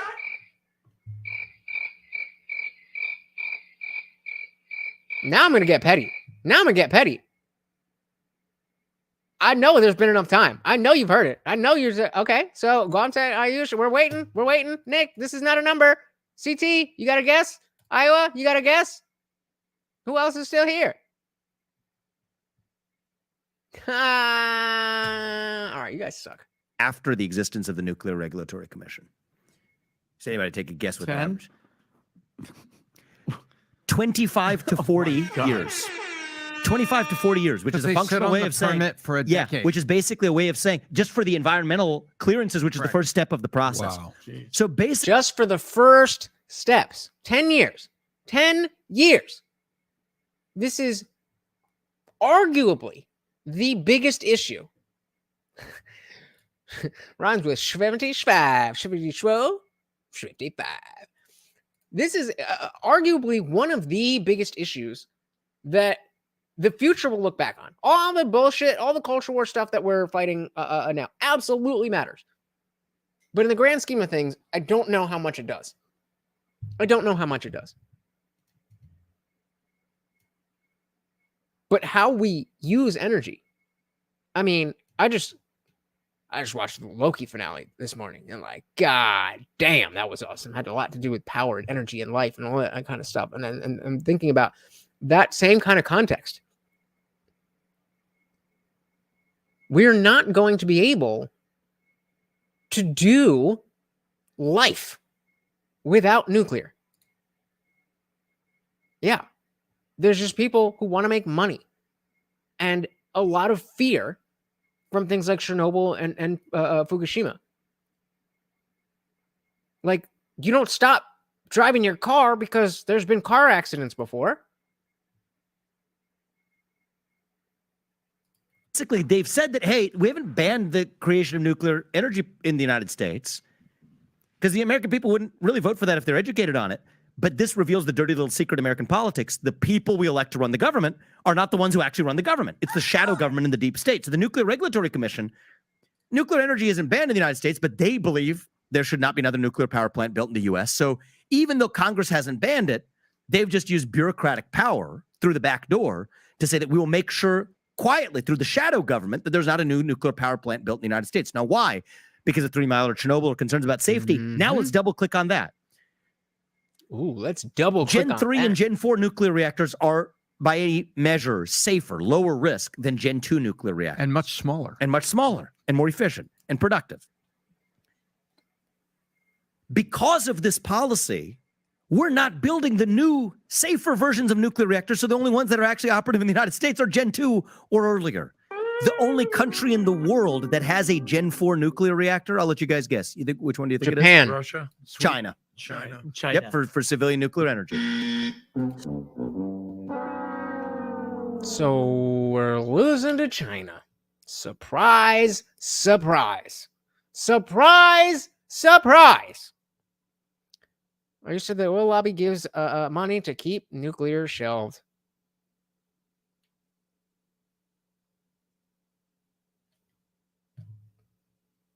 Why is I mean, obviously this is a huge question, but the idea that you can just pay to fuck over everybody is not it should not be a staple of how American politics work. But it is. And so when people come to me and ask me, well, Trump did this, Trump did that, Trump did that, Trump did that. Why are you still voting for him? Because it's so much bigger. It's so much bigger than any one issue. It's the culture of what are the issues. I want to get rid of the stupid issues we have and focus on better issues.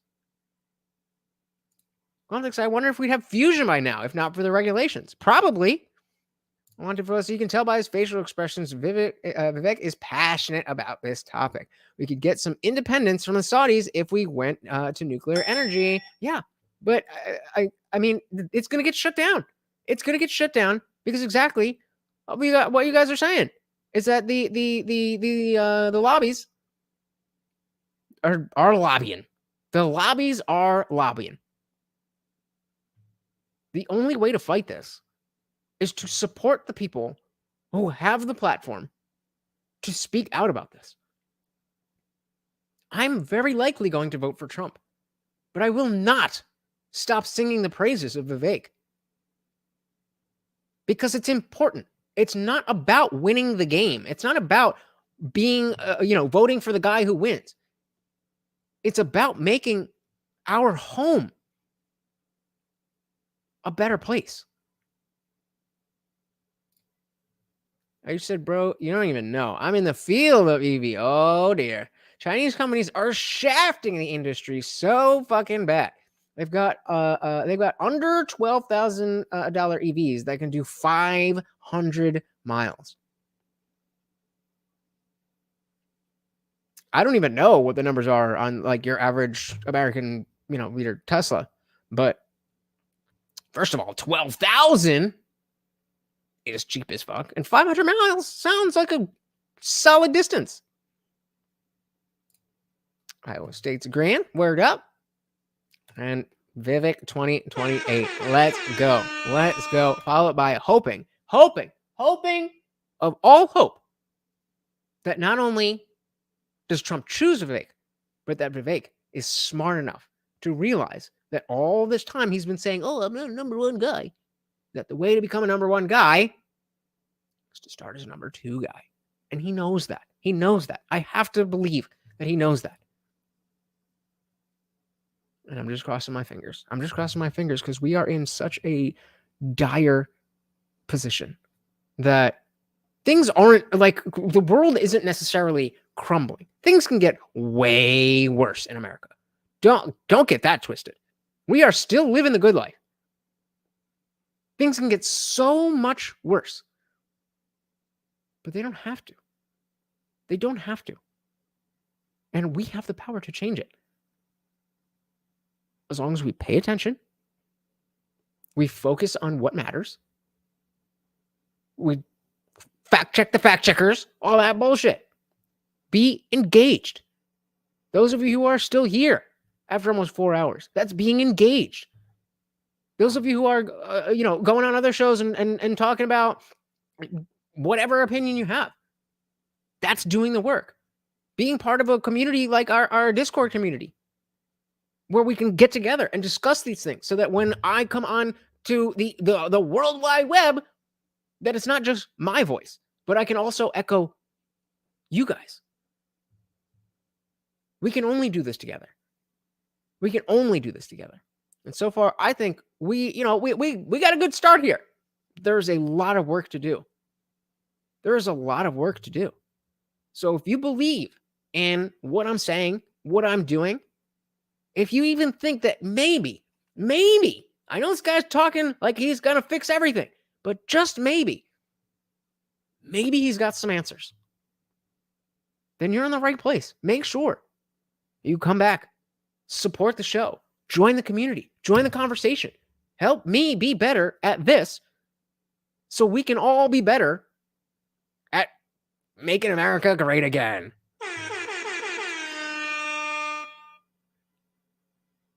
That's the only way to go, guys. That's the only way to go, guys. So, I really do want to thank you guys. It says when we start eating each other, we're doomed. Yeah, hopefully, if I have any say in it, we will never get there. Nor will we be eating the bugs or living in the pods. Not on my watch. But I need y'all's help. Sonia's in. We need to be a voice for change. Exactly. So join that Discord. It is free to join. If I completely understand if you can't contribute to the show, if you can't become a member, if you can't do anything, I completely understand. I'm broke as shit myself. I'm trying to, we're all just trying to make it. But I'm trying to do something massive here. And if you're willing to be part of that, then it can be huge. So let's give a big shout out to Zippy the Strange giving out a membership. We got our boy Melted Mind Media. You guys know. Let me drop that link one more time. Awesome YouTuber. You guys should definitely go check him out. One of my goals for this week is to make sure that Stream Deck gets out of my house. I'm going to the post office because I am too stupid to figure out how to print out a thingy. I'm going to the post office. It's going to happen. So thank you, Melted Mind Media. Again, please go check out his channel. And of course, the sponsor of the stream, Unwanted Foe. Not a surprise. Constantly showing up, being part of the conversation, being part of the movement. This is a movement. And Unwanted Foe, you are a pillar. So many of you guys are a pillar of this community, and we've only just begun. So I implore you, check out what else I've got before you spend a single cent.